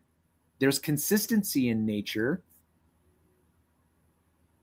So I'm going to take the stand that it's always going to be 30. I don't think it's going to be 32 one year. I don't think it's going to be 33. I don't think it's going to be 27. Because otherwise it would be very confusing, which is what it is when we look at the Gregorian calendar. Yes. And especially when I did this 2 or 3 years ago, when I first started looking into this and I looked at the calendars that they were putting out online, if you wanted to, let's say, for instance, you were a young student and you were doing a project for science class and you wanted to start maybe doing a report on how to explain the moon phases to your class. Yes. If you went to these charts that exist, that show you an entire year, you will find that they do not have certain phases like they get rid of phases. They just take this one out and then and so that was one of the early things that I discovered. I was like, wow, they're taking away phases of the moon. They are editing the time. Yeah. Now, to go back to what you were saying before practically about why the Gregorian calendar, because the Gregorian calendar was created by a Pope Gregory, there are going to be religious reasons for why he's doing this. And I think that goes into the removal of our awareness of how we are connected to the entire realm with its energy, with its frequency, with its vibration, all of those different, like there's a different energy, frequency, vibration in each season. Yeah. And as they transition from season to season, there are different energies and frequencies and vibrations in those transitional periods. And if we allow, let's say, for instance, someone says, hey, do you ever notice that the fish are easier to catch when the moon is full? Like, why is that? Like, that's kind of weird. You know, I went out, I used the same bait 2 weeks ago. I couldn't catch anything. Full moon, I can't stop the fish from biting my hook. Yeah. Like, what is that? Yeah. Or same thing for women's hair growth. You know that, right? Yeah. And yep. Yeah, there's some stuff connected to that. And I listened to you when you were talking about Saturn, and you're talking about the signs, right? Sagittarius, and when you were born, a star was here and it was there. I mean, there's also this whole diagram in heaven about things going on, which I think may interfere in a lot of what happens inside a human body. I don't know, maybe I'm wrong, but I'm not talking about fully, you know, but maybe there are stuff that happens that we just are not able to understand yet. But I like the way things are going, man. I like the way you think too. Well, I appreciate that. So I think that the answer to both questions are the same. And we didn't ask the other question, but the question that you posed was, the Gregorian calendar seems to be something that is not consistent with a natural observation. Why do we have this?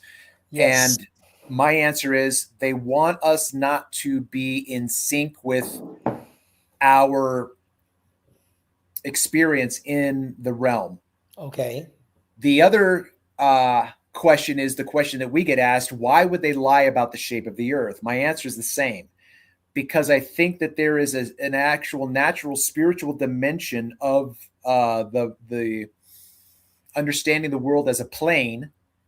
Because again, if you understand the world as a plane, it's going to be the behavior and activity of the celestial bodies,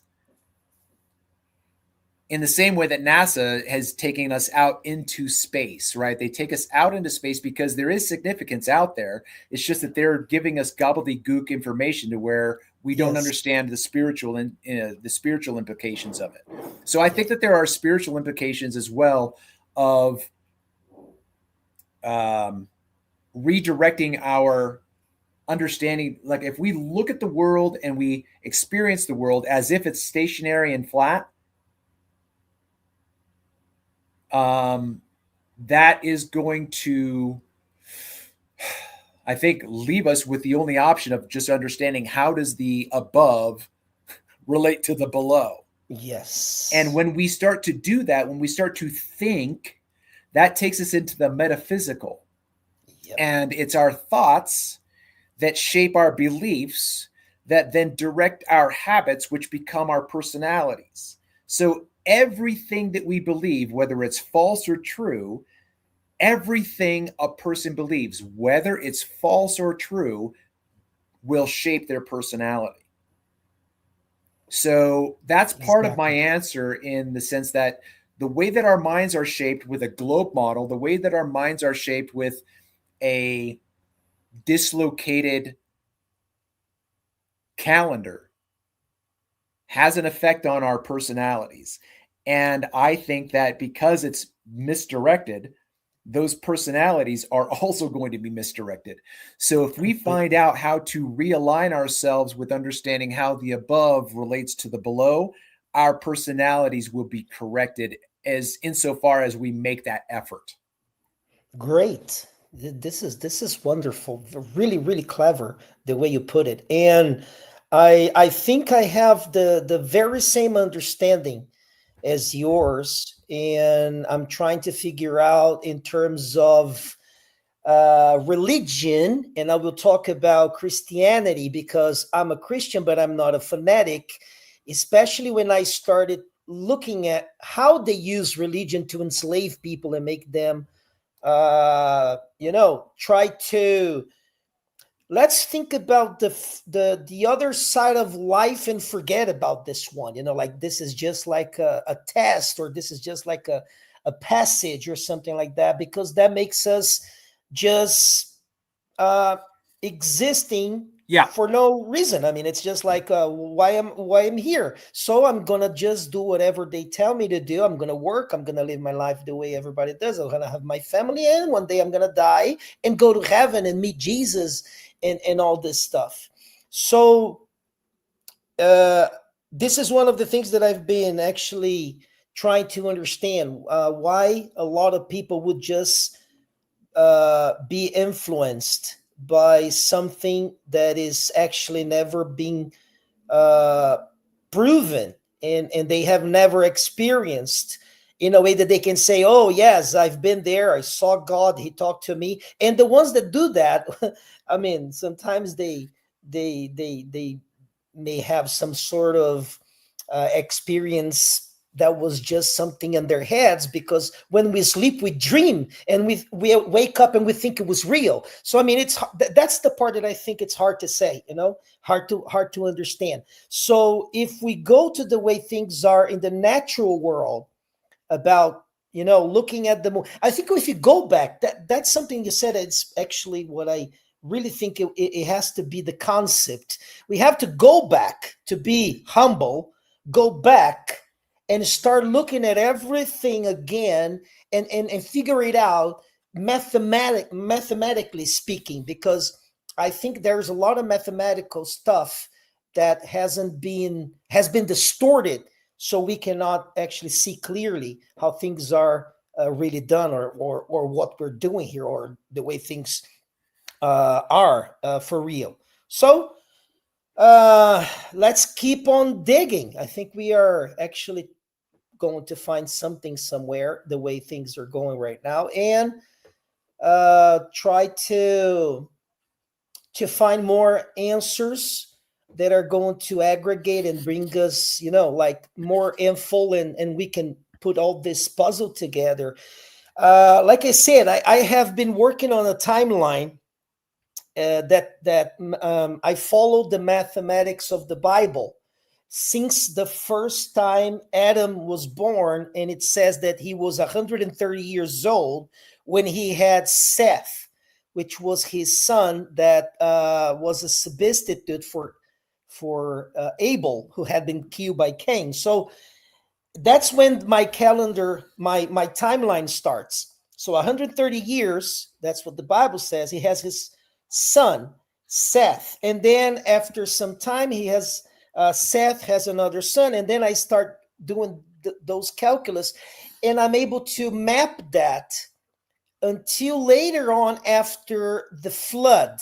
So I know exactly, according to the Bible, I know exactly when the flood happened in terms of which year it happened. And it adds up perfectly, like the age of everybody, the age of the guy who lived the most in the Bible, he dies on the same year of the flood. So I mean, all the mathematics adds up, and then it grows to the time of Moses, and then the kings, and then I go on, and then there is a gap that I've been trying to figure out, and I've been trying to find info on other books. And that's when I started using some apocrypha books to understand if there were more data about these things. And I found a lot of things that were so interesting that I was able to even get a bigger picture of the timeline. And I was adding this info there, I was adding this data there, and putting more people that were born in this time and that time. And I came to all the way here to 2025. So all of the important figures and those writers and guys who started religions, and or even didn't start anything, but people that came after them started a religion with their names. Maybe they didn't even want to be named after a religion, but that's what a lot of people did. So I got all of this on this timeline. It's a big Excel file, and I'm gonna share it with you later on. Maybe we can start adding moon phases and this stuff you're working on. Maybe we can do more about it.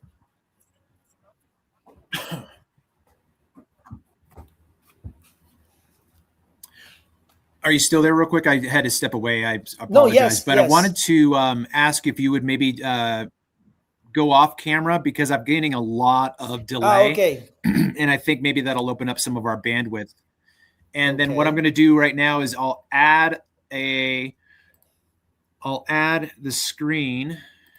And I was trying to open up Enoch just to have it as a point of reference, since we were starting to go down that direction. If we need it, it's just going to be here for a reference. But keep talking. I don't want to interrupt you, but I did want to maybe get that video silenced so we would have a smoother stream. Okay, but I'm actually done. If you want to talk about the info on the book of Enoch, it's okay. Yeah, I was going to ask you, when you did all of your work on measuring the timeline of the Bible, did you ever look into had anyone done this before? Do you know who is typically given the credit for? I saw some people who did certain pieces of work, but not on the extent I did. I mean, I found even people that question some parts of my timeline because they have a different interpretation on the age of Abraham, for instance. And the way I looked, it didn't add up the way they think, because they say that there's a 60-year difference according to the Bible and the New Testament, when they talk about when Abraham left a region. But then if you do that, the people that are involved in the story are going to die before certain things happen that is also registered in the Bible. And so I decided to keep my version on this part because it made a lot of more sense, and it's not going to change much. Well, at least from my point of view. For them, it changes a lot because, of course, they want to actually say, oh, we're right and you're wrong. But I'm not actually trying to figure out who's right, who's wrong. I'm just want to do the mathematics and put it in order. So the way I did, I haven't seen nobody so far. They did parts of the Bible, like they have generations of generations. And I did that too, but I have a whole thing that I can even show you here if you just want to have a picture of what I'm telling you. Yeah, if you want to share your screen, about. Sure. Yes, let me see. Let me open it here. Just to give you a real quick, I just posted a link to James Ussher from the 17th century. He's typically credited for doing a lot of the stuff that you're describing. So I would encourage you to just look up James Ussher and see if you can find something that would help you compare what you've done and see if you can find maybe echoes of what you've already done, or maybe I'm not saying that you need to be corrected. I'm just saying maybe he has something that you didn't think about or whatnot. Yeah, it's always important to look up for more info and what other people's work are actually adding to my work, because I don't want to be the right one. I just want to cooperate. That's the point, of this whole thing. And joining data will always be great. But I'm going to share my screen now, so you're going to be able to see what I'm talking about. Mm-hmm. Okay, so take a look at that. So this is my timeline. Oh my gosh, this would drive me nuts. You did this? I did this, and look at that. This is, Oh, I'm gonna wow. go back. That's a lot I'm of gonna work, bro. a lot of work, man. It's been 22 years working on this. Okay. Well, good So for this you. Yeah, so look at that. This is the beginning of creation according to the Bible, right? Adam and Eve, and it's all in Portuguese. I'm sorry, but there is no English version yet. So the names are the ones that I got in the Portuguese Bible, all right? And of course, like I said, later on, I started adding information and data from Apocrypha books, idol, something they call it books. I mean, the book of Jasher was incredibly important for this research, and it gave me a lot of info, especially when you start talking about the the family trees, you know. So how did it start? I started with Adam here. So this is like year 4000, let's say.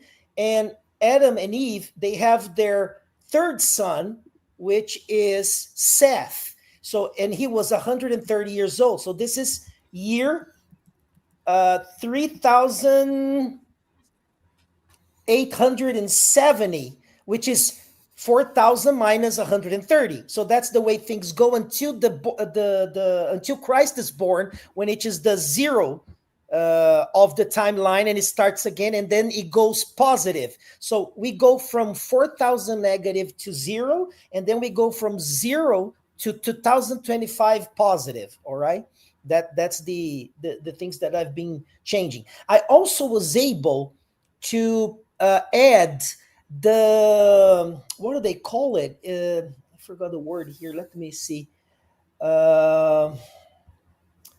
It's the jubilees also. Okay, so I also did a line here for the, look at that, the first jubilee. Okay, so I also have a line on the timeline that separates every jubilee that has ever happened. I started adding stuff, and when books were written, all Can these you things. just real quick? Can you remind the audience or let the audience know what the measurement of a jubilee is? How long that timeline was? It's if I'm not wrong, it's 51 or 49. Let me see. So much numbers, so many numbers. I think it's 49 or 50. It's 49. It's It's 49 because you have 7 period, right? You have 7 periods of 7. Yes, it's 49. So but on the, I think what it goes is the 49 is the 7 periods of 7, but then on the 7th there's somehow they get up to 50. How did they get to 50, right? I think it was just one more. Oh yeah, it's like 77s, right? So it's 7 times 7 is 49, and then I think when you get to the next jubilee, it becomes the 50th jubilee. So each jubilee was a celebration of the forgiveness of debt. And then I think on the 50th, like every aspect of debt was wiped out. Can you imagine in our society if we had a 50-year period where we could, I mean, think about this, right? If you played your cards right, you would get a loan for $1 billion on the 7th 7, which would be year 49, so that on year 50, all of your debt would be wiped out. Yeah. Wow. Anyway, but yeah, so that's the what I'm just trying to say here is that that's how the timeline goes. It starts with Adam. So at the age of 130, he has Seth. Seth, at the age of 105, has Enos. All right. So this is the third generation. And then Enos is going to have, or Enos, I don't know how you pronounce that. It's going to be Canaan, which is the fourth generation. And the interesting thing is that when you start adding up info from the book of Jasher, you learn that Canaan, at the age of 40, he turns into a wise man. He's considered to be a wise man. So I have the scripture there that says Jazer or Jasher 2:11, and Canaan grew up, and he was 40 years old, and became wise, and he had knowledge. So, I mean, I started also adding this kind of info because these guys started to become some sort of rulers at that time of the people. And then, I'm sorry, just real quick. Yes. I'm gonna go get my Bible so I can look up what you're talking about. But can you point me to where you're referring, where it says that he? I'll be back in just a second. But when he becomes 40 years old and grows in wisdom. You're not gonna find this in the regular Bible. It's in the book of Joshua that has been taken out of the Bible. All right, this is an apocrypha book that gives extra info. I started, my base was the Bible from beginning to end. And then when I finished getting all the calculations, all the mathematical numbers, all the things that we're talking about when somebody was born, and then when somebody died, and then when somebody else was born, and then when somebody died, and all that thing, I started looking up at the apocrypha books. And then I found more information that fell, like in the gap precisely, and showing us more things that we couldn't know if it wasn't for these other books that I believe have been ripped off the Bible, all right, because of a reason, because it is also part of the puzzle. Okay. So in this case, go ahead. I was going to ask you, you're correct to say that the Jasher and Enoch aren't in certain biblical texts, but that would be, I think, the Protestant representation, because the Catholics do have the Apocrypha. The Eastern Church does have the Apocrypha. So there are certain expressions that did retain those books, but you're right for me, I grew up as a Christian, as a Protestant. And so these books are considered apocryphal, but they're not included in our book. But we're always told you can always read these as information, but never really as something that you want to hang your hat on as bona fide truth. The thing that you want to hang your hat on is the Bible that you have in your hands, which is the 66 books from Genesis to Revelation. Yes. Right. Yeah. So this was my base. All right. So I first started this whole thing off with the 66 books of the Protestant Bible. Okay. I know that the Catholic Bible has 73 books, so they have 7 books more, but they don't have Jasher as well. Okay. But the Ethiopian Bible has also Enoch in it. So, I mean, that's the point. When did they start telling people that this book is inspired by God and this one is not? I mean, who's ever been born on this earth that could say this is from God and this is not? You have to follow this here and you don't have to follow this because this is nonsense. And when you go and you read those books, there is actually nothing bad at all. On the opposite. I could probably get a passage from Jasher or Enoch or Maccabees or whatever. I could read it to a congregation and not give them the context and say, do you think that came from the Bible? And they'd be like, yeah, that kind of sounds like it would come from the Bible, because it sounds very, very similar. A lot of these stories have similarities that way. I have a friend who is very, very, very well studied, and he is a big fan of even the Gnostic texts that follow the New Testament. And he says, you know what, man? He says, when I read some of these, I get goosebumps just like I do when I read the Bible.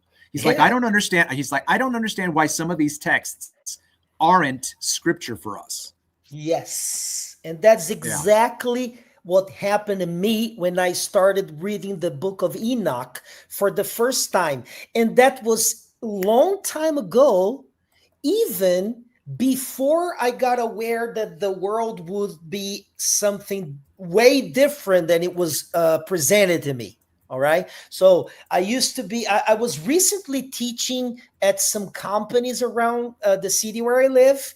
And I stopped at a bookstore because I had to a gap between classes, and then I found the Book of Enoch. And then when I started reading the first chapter, I just couldn't stop. I would go there every day just to read the rest, because I didn't have access to that book. So I was like, oh my God, what is, and amazing. And when I was reading, I was trying to find, where is the discrepancy that people talk about so much? And I couldn't find it at all. I mean, I think it's just something that was on purpose done to make people even more unaware of what is going on, because it explains the chapter 6 of the Bible in the book of Genesis is explained during 10 chapters of the book of Enoch in a way that is completely detailed. So I mean, it's hard not to. I mean, a child's story, if you tell a kid about that, they would be able to understand. It's not something that is like sci-fi. It's easy to understand what happened at that time. If you read the book of Enoch from chapter 6 to 16, it talks about the gap that we have in chapter 6 of the book of Genesis is well explained on in the book of Enoch. So I had the same goosebumps when I was reading that book, and I was like, wow, there is something weird about this. I didn't know what it was at that time. And then I came to see all the things that I've been actually observing this last 5 years. So in this timeline, we are able to understand when the generation from Seth joins in marriage with people who were born from Cain. So this is also showed to us in the book of Joshua, and that information came later on. So I had just these 2 lines here, the one above and the one below, and then I was able to connect them because the book of Joshua gives us this info, and also about a very small flood that happened even before the big flood. So man, we have so much to add, so many things to consider, and when you put it in the timeline, it's clear that it makes total sense because the dates are correct, the ages are correct, So he goes, and then we are going to get to Enoch himself. You can see him here, and then his son, which is in Portuguese we say Matusalém. I don't know in English how we pronounce that. The guy Methuselah. that is Methuselah. All right. So it's this guy was born from Enoch. And then Enoch is taken at the age of 365, which is very interesting because look at that, because that's the how many days we have in a year. Nowadays, right? So then we have Lamech that is generate. I mean, he comes from Methuselah. And then we have a lot of information on wives when you start reading the book of Joshua, okay, or the Jubilees. You have also info about their wives, something that we don't see much in the Bible. And I was able to connect all of that, like Noamah, Melka, and the family from Enoch that was born, like girls that were born from his family tree, also married people later on from the family or from other circumstances. So this goes on until we have Noah, and let me see here. Yes, and then we have the 120 years of repentance that nobody repent, and so here we have when the flood comes, which is year 2344, but in the negative order. In positive order would be 1656. So the flood came in 1656 after Adam, or to 2344 in the negative count. Okay. And the time that the ark was built, like 5 years, the 120 years of repentance. The book of Joshua says that man was not limited to live 120 years. That the 120 years is the time that God talked to Noah when he was 480 years old, and that he would give them 120 years to repent. So when Noah turned 600, that's when the flood comes. And that's the exact age when Methuselah dies, that is referred in the Bible, 969 years old. So, I mean, the very same year, it's all connected and all very well constructed. And then we have all the generations from the three sons of Noah that you have here, like Shem, Cam, and Japh, or Japhet. I don't know how you guys pronounce that one. Yeah, Japhet. That's right.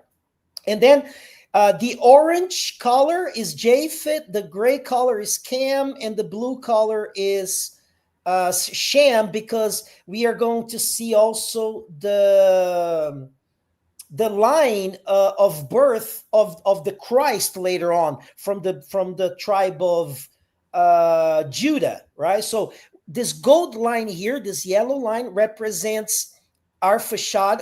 I don't know the names are. That's good enough. Yeah. Yes. So he is born, and this is the line that actually is going to generate the King David, and then Solomon, right? Solomon, and then King Solomon, yeah. The King Solomon, and then Christ, and all that. So I keep that line. But look how many people came from these guys. It's all from data from the Bible. And when I say Bible, I'm talking about the 66 books. And also later on, I added more stuff, and I started doing research on also what Wikipedia says. Not that I considered everything it says, but I was checking if the data was consistent, right? Okay. So then we are going to have from Noah. They live more than Noah dies when he is 950 years old. And here we have a new story. Look at that. We have Abraham, because Terah is going to be born, which is Abraham's father, all in detail. So I've been doing this for a long time. You have the tribes here. Let me here. You have the people who marry who, and the tribes. Oh, look at that. These are the tribes and the year, and it was all found in the book. Another book that it's considered to be just historical, but I used in my research, is the history of the Hebrews from Flavius Josephus. He also gave us a lot of numbers, and I was able to find even these numbers here in the timeline and consider them, and it didn't change a thing. Actually brought more light to what I was doing.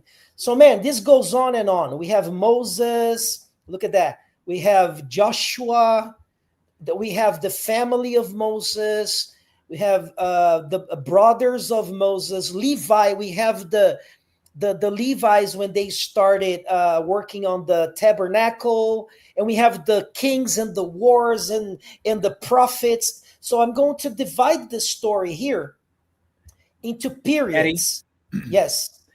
If I may, I know that this is a lot of work, but Yeah. I also know I'm able to follow you because I've got a lot of history with researching the Bible, but I feel like a lot of this is going to be too much. Yes. Too much confusion for people who don't know what you're talking about. Like, listen, I'm saying that I appreciate all of the work that you put into this, but if you could maybe bring us back to something to discuss in terms of, if you want to take us in a particular direction. But right now, as much as I appreciate this, I'm even getting a little bit like ADHD. Yes, I know. No, you know what I mean? It is a lot. I know totally. So, like I said, it's a very long word, and there are a lot of pieces of the puzzle that needs to be studied separately to understand the whole concept. For me, it's easy because I've been doing this for a long time, so I know parts of the story and how I connected all those points. But I totally understand what you're saying. So what I actually would like to say here is that I'm going later on.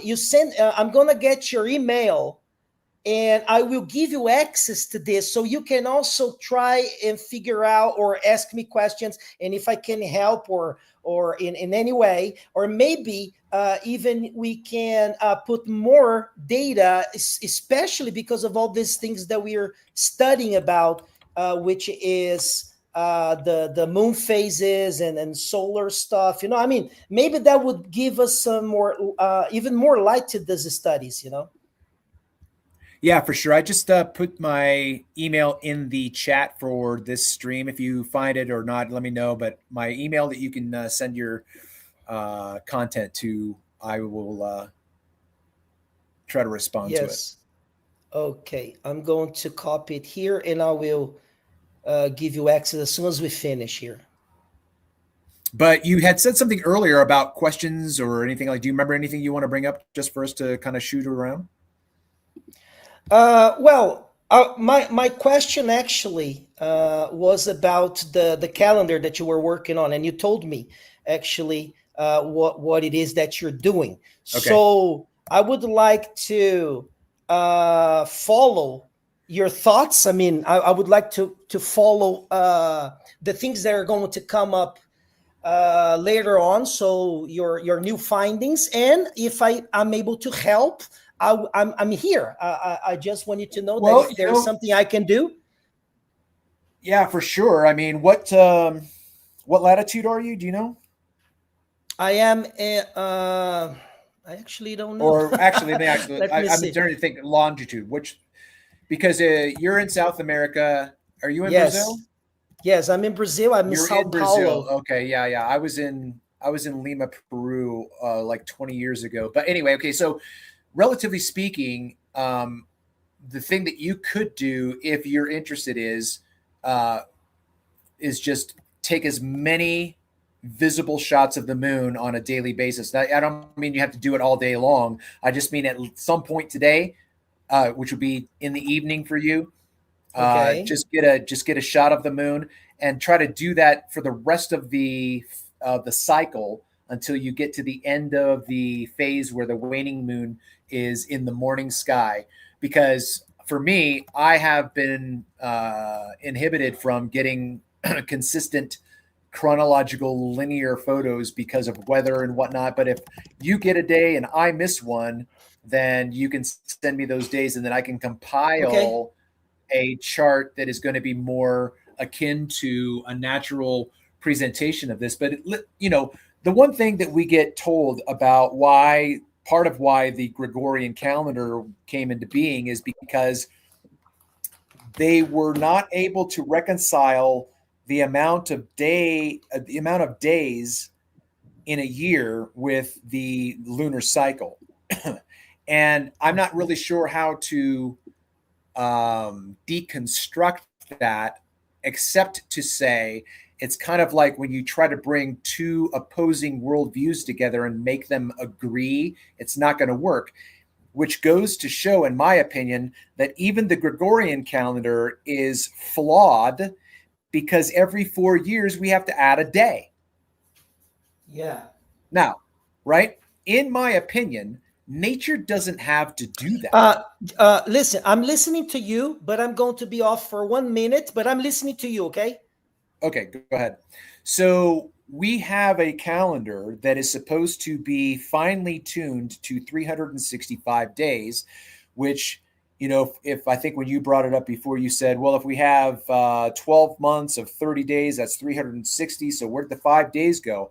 I'm going to say, okay, let's shelve that question. It's a question, put it down, write it down, highlight it. We'll bring it up. At this point, I do think that the moon is a perfect timepiece so that it doesn't have to lose a day. It doesn't have to have a day, so that when we get to an annual measurement of time, we're not going to have to sneak in a day or remove a day to balance things out. That should never, in my opinion, again, that should never have to happen if we allow the natural presentation of the measurement of time. When we let nature show us how to measure time, we don't have to add or subtract anything. Right. That's just, again, that's just my opinion. Yes. No. However, at the same time, sent you. Okay, go ahead. Sorry. Oh, I see that. Yeah. Okay. I sent you my latitude and longitude. I mean, of the city of Sao Paulo, but not where I am right now. But then I can figure it out and send it to you're you close enough. later on. So you just can have an idea, okay? Sure. Thanks so much. Okay. But at the same time, when we look at nature, we do have a natural ambiguity between seasons. And what I mean by that is, if we strictly use a 30-day calendar, there are no ambiguities. It begins on the 1st, it ends on the 30th. It begins on the 1st, it ends on the 30th. But when you get into winter time, this will be an interesting question. Do you know what we celebrate here in the United States on February 2nd every year? February 2nd, no. Okay, it's called Groundhog Day. It's not the Hound Dogs Day. It's February 2nd. I remember now because of the movie. Right. Right, With exactly. Bill Right. So yes. So Groundhog's Day is a national phenomenon that everybody, well, not everybody, but a majority of people, they celebrate it, especially where the city is located in Pennsylvania. It's called Punxsutawney. That's the name of the city, right? I remember. Okay. In that celebration of Groundhog's Day, they try to prognosticate, they try to predict how many more weeks of winter there will be. So So in that statement, the question is, what do you mean? Why aren't there exactly the same amount of days in winter? Right? Because the seasons are not governed by the same linear limitations as the moon. Like the moon, again, I'm going to say it this way. The moon is limited by her own cycle. She can't go beyond it. She can't fall short of it. It's always going to be 30. But seasons aren't that way. And so when you then get into winter, like let's say we've got, it's going to be, let's say, a month and a half until this celebration, until February 2nd. I'll just round it up and say it's going to be like 45 days. So 45 days from now, we're going to allegedly be coming to the end of winter, but it's possible that winter could extend into the spring. And so then we see that fluctuation, that's almost like a color spectrum of how it transitions from one to the next. But that happens every single season. So let's say we're now in the middle of spring. I'll put myself in, let's say, the latter part of April. That's still spring. When does summer start? Yeah. Well, on the calendar. You know that in my region, there is no snow. We never face snow here. We have no idea what that is. So, I mean, winter for us, sometimes it's weird because we don't know if we're in winter or summer because it's usually hot. So suddenly it becomes really cold. Even the seasons for me is kind of getting weird. I don't know even if it was like this before, I just didn't notice, or if it's something that's new. But in here where I live, it's hard even to tell which season we're in. Yeah. Okay. Yeah, because you're in a more temperate climate for sure. Yes. Yeah, for sure. Okay, so let's bring it back. What were we talking? Oh, so I'm talking about the ambiguity of the flow between these seasons. So in a period of time, let's say 12 months, because the moon is our demarcation of a month. And if our month is going to be a hard and fast 30 days, Now let's go back to the, or I'll have to bring it up and maybe share my screen again. Give me a second. Okay.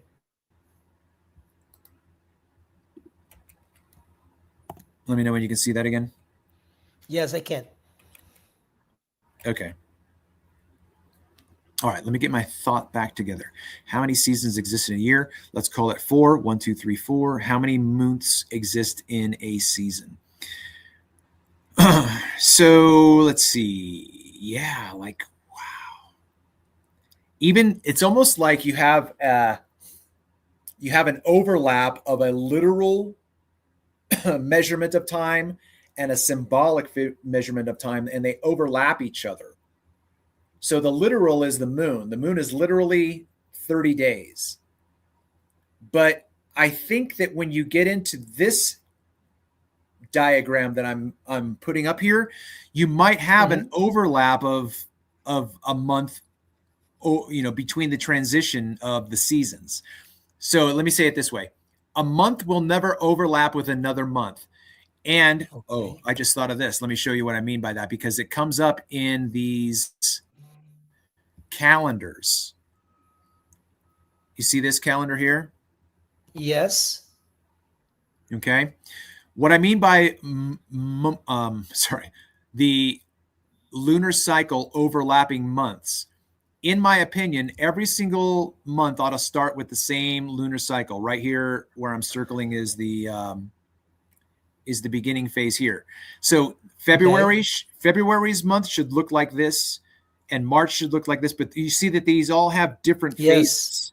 Yes. So what that means is you could possibly have, like, I think we have this year December, or it was last year December, we had 2 full moons in December. And so I remember on Facebook, they're like, oh, this is an unusual month. We have 2 full moons. I'm like, stop fucking with the system, man. There's never going to be 2 full moons in a month. You can only have 1. Yes.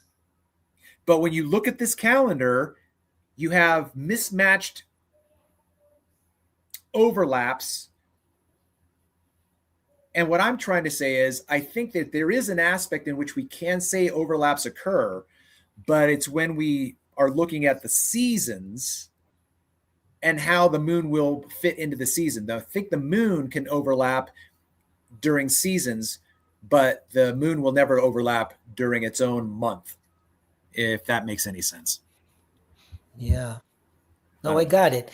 And I mean, I think it's a very good beginning to understanding the real moon cycle here, and where we're going with this whole day counting, because you are 100% sure now that we have 28 days of a cycle of the moon, that you can see it from beginning to end.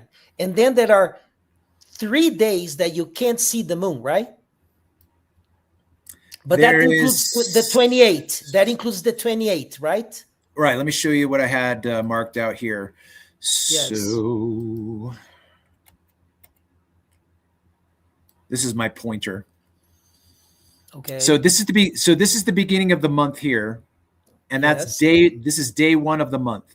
Now, as we go all the way through, this just represents the entire passage of time until you get to the very last visible moon. Okay. When that happens, when you see the last visible moon, it's in the morning. It's in the very low eastern sky, because the sun hasn't risen yet, so the moon's light can be seen. All right. But this happens at the beginning of the morning. Let's say it's 6 o'clock in the morning.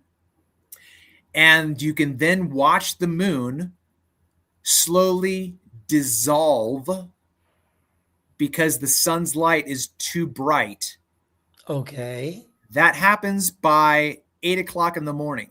So it's still early enough in the day to consider the rest of the day as a full day. Does that make sense? Oh, yes. Okay. So when you see the last waning crescent of the moon, that's the last visible phase. However, On that very same day, within 2 hours, the next phase starts. So the last day becomes the first day of the new phase. And that's represented right here by this day 1. So we have 28 days of visibility, and then we have 1, 2, 3 days of invisibility. And on day 3, it starts the same way it happened on day 28. Like you can see it in a 2-hour difference. It's coming back. Yeah. So the phase that I'm describing right now, it's actually really interesting you brought this up because evening and morning. Do you know when? Okay, let me ask you this, if you can remember. If I give you the waning crescent or the waxing crescent, when does the waning crescent happen? At what point in the daytime? When do you see that waning crescent? Oh, I'm not going to remember that. It's in the morning. It's in the morning. So now the trick question is that you should be able to figure out, because I said it's a trick question. When are you going to see the waning or the waxing crescent? It should be 21 days later. Yes, but at what point in the day? Oh, okay. I don't know. But 2 hours after that? No. Yeah. So the waning crescent, which is the end of the cycle. Okay. You're going to see that in the morning. The waxing crescent, which is the beginning of the cycle, you're going to see in the evening. In the evening, all right. So the evening sky is going to be the beginning of the month, and the morning sky is going to be the end of the month. And so now you have evening and morning, if you understand what I mean. Perfect. Evening and morning. Perfect. So in my opinion, when you get to Genesis chapter 1 and it says that God created day 1, day 2, day 3, all of those days are punctuated at the end, and it was evening and it was morning day 1. And it was evening and it was morning day 2. That is a lunar measurement. When you say evening and morning, that is a reference to how they measured the moon. They started in the evening because that's when you see it for the first time. And it starts and it ends in the evening, or it ends in the morning. That's when you see it for the last time.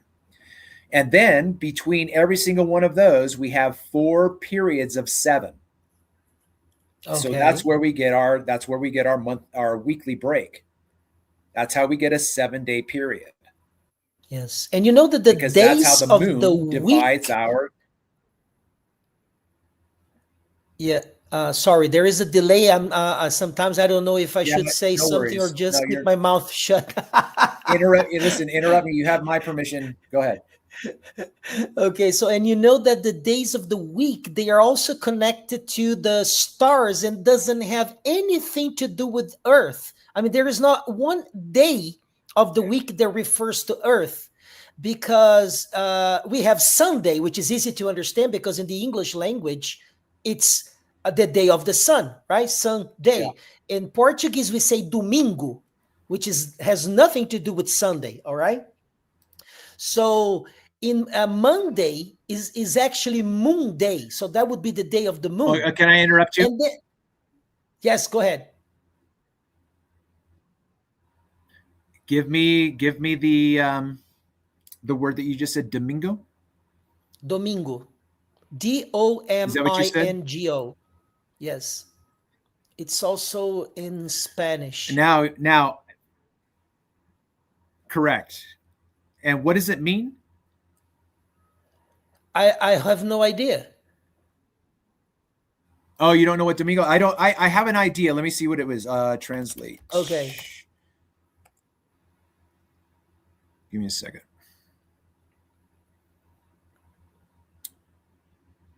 Domingo. I know it says Sunday, but what do you literally mean? Yes, here we go. I was looking for the literal. We know it's Sunday because in English, that's what we say. But Dominican dominate the word I'm trying to say. I believe the meaning of domingo has to do with the idea of the Lord. So when you say Sunday and Domingo, it actually does have to do with it because Sunday becomes the new day of the Lord. So that's where Domingo like comes the from. Anno Domini, this they call it, like Yes. Anno Domini or something like There that. you go. There you go. That's correct. Okay. Now it makes sense. So that's even what they say, it's been changed in Christianity, right? So they started to observe the Sunday instead of the Saturday, which is what the Jews do. But a lot of Christians do as well. So as I was saying, if you go to the Spanish language and then you start looking at the days of the week, you're going to have lunes, which is also considered to be Monday. So lunes, it's related to the moon because we say lua in Portuguese or luna, la luna in Spanish. All right. Right. And Tuesday is connected to no, it's Martes. In Spanish, Tuesday is Martes. Thursday, so it represents Mars. Okay. Right. So we have Sunday, Moon Day, Mars Day, and then Wednesday is going to be miércoles, which is connected to Mercury.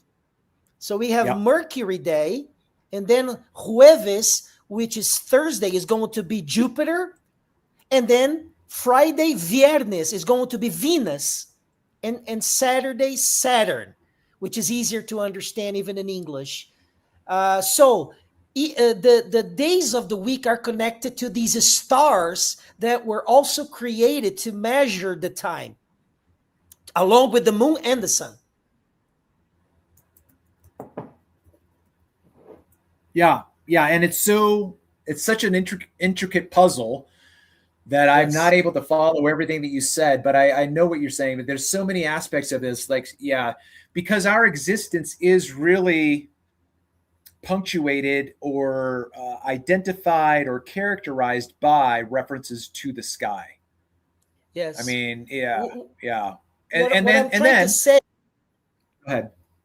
What I'm trying to say is that they say that we are on a planet and that these other stars are called planets. But when you consider the 7 days of the week, there is not such a thing as of an Earth day, like if it was a representation of a planet. So you have only the stars that are called stars in the Bible and never been called planets. I want to correct you on that because the Greek term for planet is, in the Greek, the word is planetes.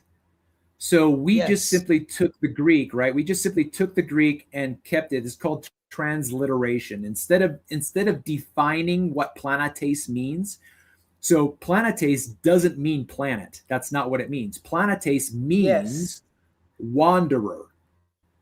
Yes, wanderer. That's the word I was trying to remember, which is in Portuguese we call a wanderer star, but not a planet in the way they say it. I think that even the translation is actually wrong because they put like a label on it because they gave us this idea of space and the planets that can be visited. Correct. Yeah, it's all misdirection. It's all. Yes. Yeah. Mm-hmm. So so Maria made a comment. Yeah, Maria, it's an honest question. It was something that I thought about because as we're talking about the moon is a dual polarity. And I tried to give that an example of that without saying it earlier, and that is the duality of the moon is exemplified by the waxing crescent and the waning crescent. They are opposites. They are opposite each other because the waxing crescent happens in the evening and the waning crescent happens in the morning. Those two opposites have to be taken into consideration for the whole. They oppose each other. Another way of looking at this in terms of the duality or the polarity is if you have a period of time where the moon is completely 100% visible, which we call the full moon, that requires that the moon has to have an equal and opposite phase where you do not see it at all. It has to have that.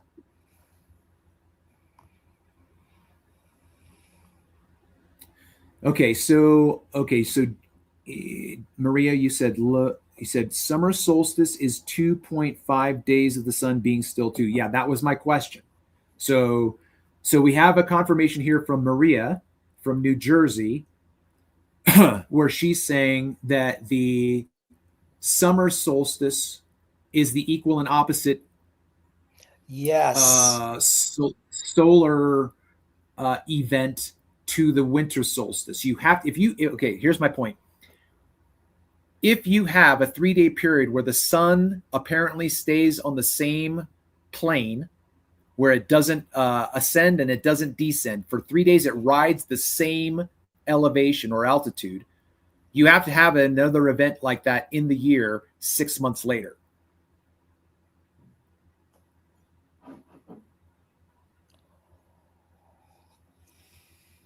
Yeah, it's interesting. Thanks for that information, Maria. And that's another interesting info, because solstice is actually sun still, if you translate it into, like the idea of the etymology is sun is still. So it makes total sense when you say solstice, Yeah. That's so, yeah, I'm totally digging this. Excuse me. Yeah, stit. So from the Old French Latin, solstitium, sol being sun, stit being stopped, stationary, sit yes. Interesting. Exactly. And there is a very it's so funny that I passage in the Bible about Joshua praying and the sun being still. I think you remember that, right? Yeah. So probably it was on a solstice day, but we don't know. But it's just a speculation.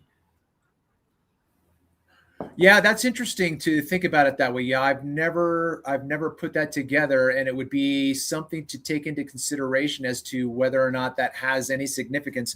Is that what it means by the sun standing still? Because if you were to say that, like if you were to have let's say for instance, there was a really well-studied student, let's say an 18-year-old, student who is very interested in science and whatnot, and he goes to a Bible study, and he hears the story. They talk about Joshua and the sun standing still, and the person sits there and goes, "Well, the only time I know when the sun stands still, or really at least we say that, is in a solstice." Yes. So then imagine this 18-year-old asking this Bible teacher, Sunday school class teacher, I just have a real quick question. The summer solstice and the winter solstice are a period of time when the sun stands still, apparently, in the sky. Is that what this is talking about? I think that would be a legitimate question to ask. It would be incredible, actually. And I would like to see the face of the teacher.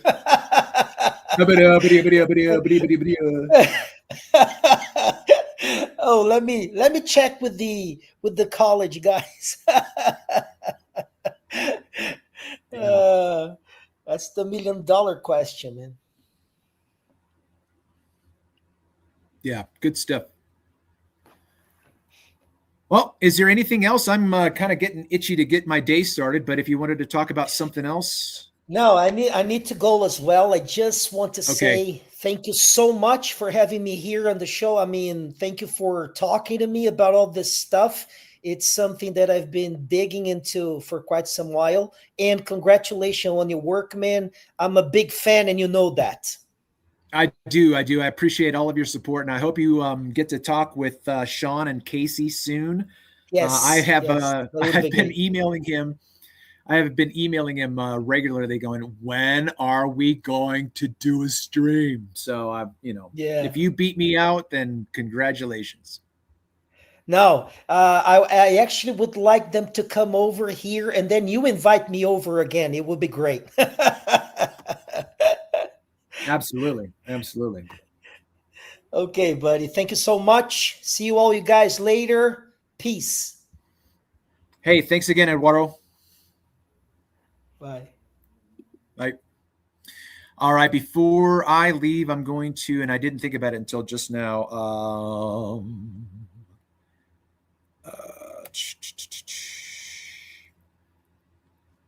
Give me a second. I gotta get my thoughts together.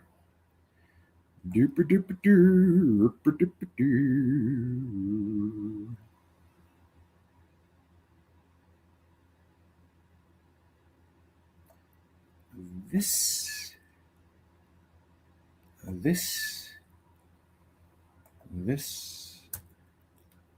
All right. So I am going to put in the chat his channel.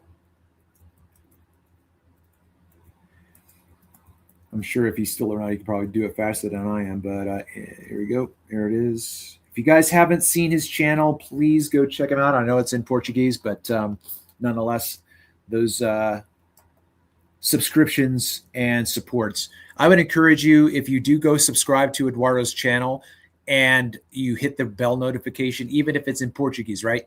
Even if it's in Portuguese, you could still hit the AI Gemini, at least if you're using Chrome. You could ask Chrome to summarize the video for you. And then I would encourage you to leave a comment, and I mean, if you know somebody who speaks Portuguese, send it to them. But that's the way that you can freely contribute to the success of channels, is that you go to each of these channels, you subscribe, hit the bell notification so that if Eduardo puts up a video and it comes up, you can like the video, jump on and comment. You don't even have to say anything except maybe primero, like if you're the first one there, segunda, if you're the second one there, whatever, just make a comment. Hey, what's going on? Because those tick the algorithms that are going to push these videos out into the broader audience, which is the YouTube universe. Okay.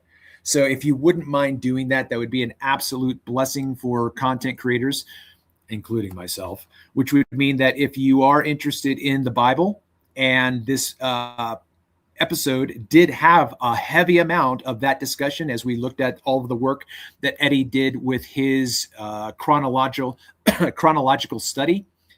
There are 7 people, scratch that, there are 6 people watching right now.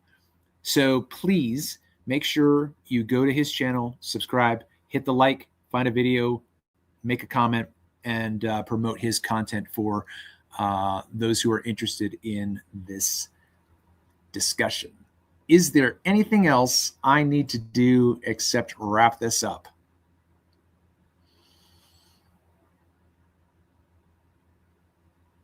Well, why don't I do this? Because there are 7 people here. I want to show you guys the video that I took of the moon on her final waning.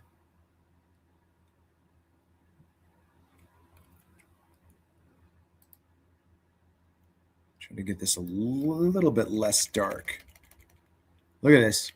I'm just going to show you how this happens with the polarity of light. As you see the darkness recede because the light is creeping, right? The daytime is creeping toward the moon. The more light that comes into view, the less the moon is visible. So what you're going to see right now, I guess I should just show you without, right?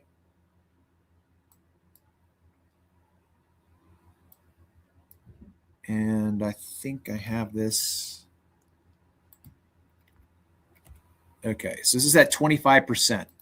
So let's just watch as Luna demonstrates on one day how you have the end of a phase and the beginning of a new phase on the exact same day. Ready? So this is a time lapse. Luna is transiting the sky and Solaris is coming up behind her, and he is bringing his glory with him. And the more glory, the less Luna is visible. Now at this point, I have my settings on my camera set so that it is going to get washed out from the exposure. So then I'm going to switch right here. So now we can see the moon a little bit better, but you still see the gradation of dark to light as the evening is in the west and the morning is in the east. Oh, why did it do that?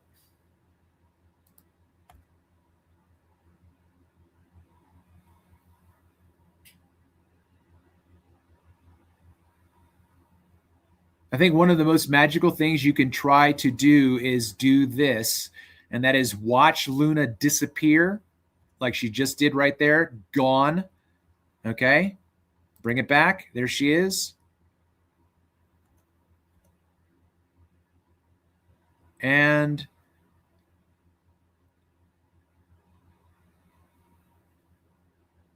there she goes. What I was saying before is it was for me, it was very mystical, very magical to watch her just dematerialize. And then when you get to the next phase 3 days later, when it's waxing crescent in the evening, you can look up in the sky as Solaris is gone, right? Solaris is past the horizon. No more sun in the sky. There's still daylight. It's now dusk going into twilight, or rather reverse that. It's now twilight going into dusk. And at some point in the sky, 10 to 15 degrees, you can't see Luna. And then all of a sudden she just goes, and she just shimmers into existence. It's absolutely beautifully magical. So I encourage you, try explaining the phase in 5 minutes for a 5-year-old. Whew. That would be good. Thanks for that, Marve.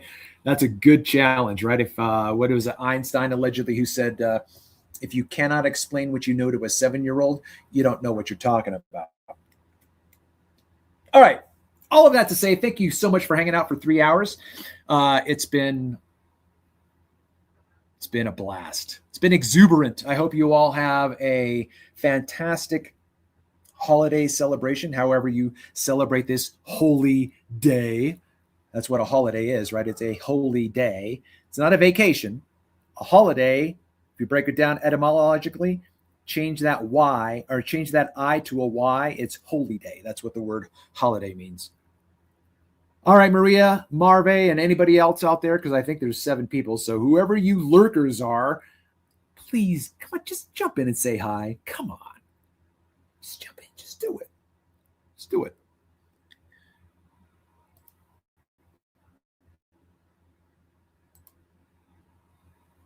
All right, this has been another exciting adventure of The Plain Truth. I've been host, Travel Mateus. Until next time. Ooh, wait a minute. I already found the waxing moon. Where did you find that? I can't click that. Can you post that without comment so that it shows a link? Does it even show? Oh, no, you know, never mind. I got it on the YouTube. I was looking on StreamYard. Let's check this out. I was just looking for this. Is this month's?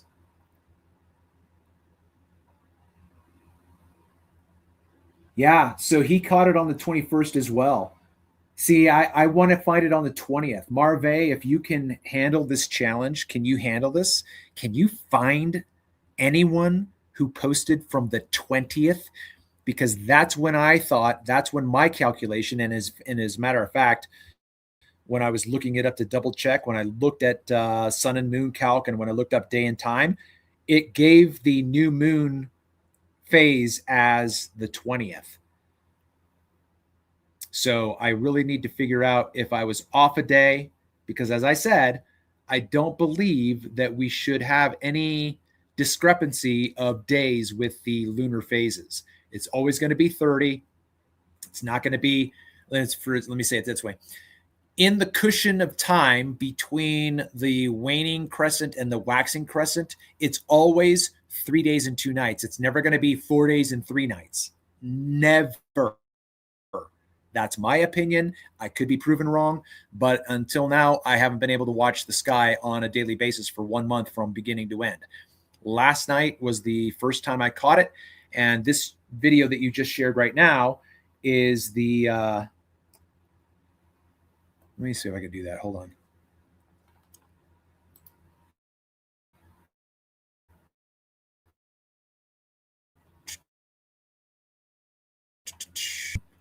You gonna wrap this up, Finley?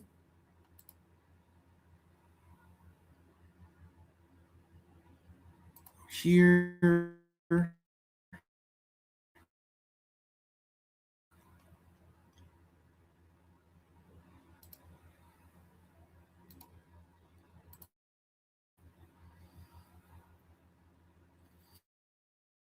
I mean, I could show you my videos from last night too. Yeah. No, I've got videos for last night too. I mean, look, come on.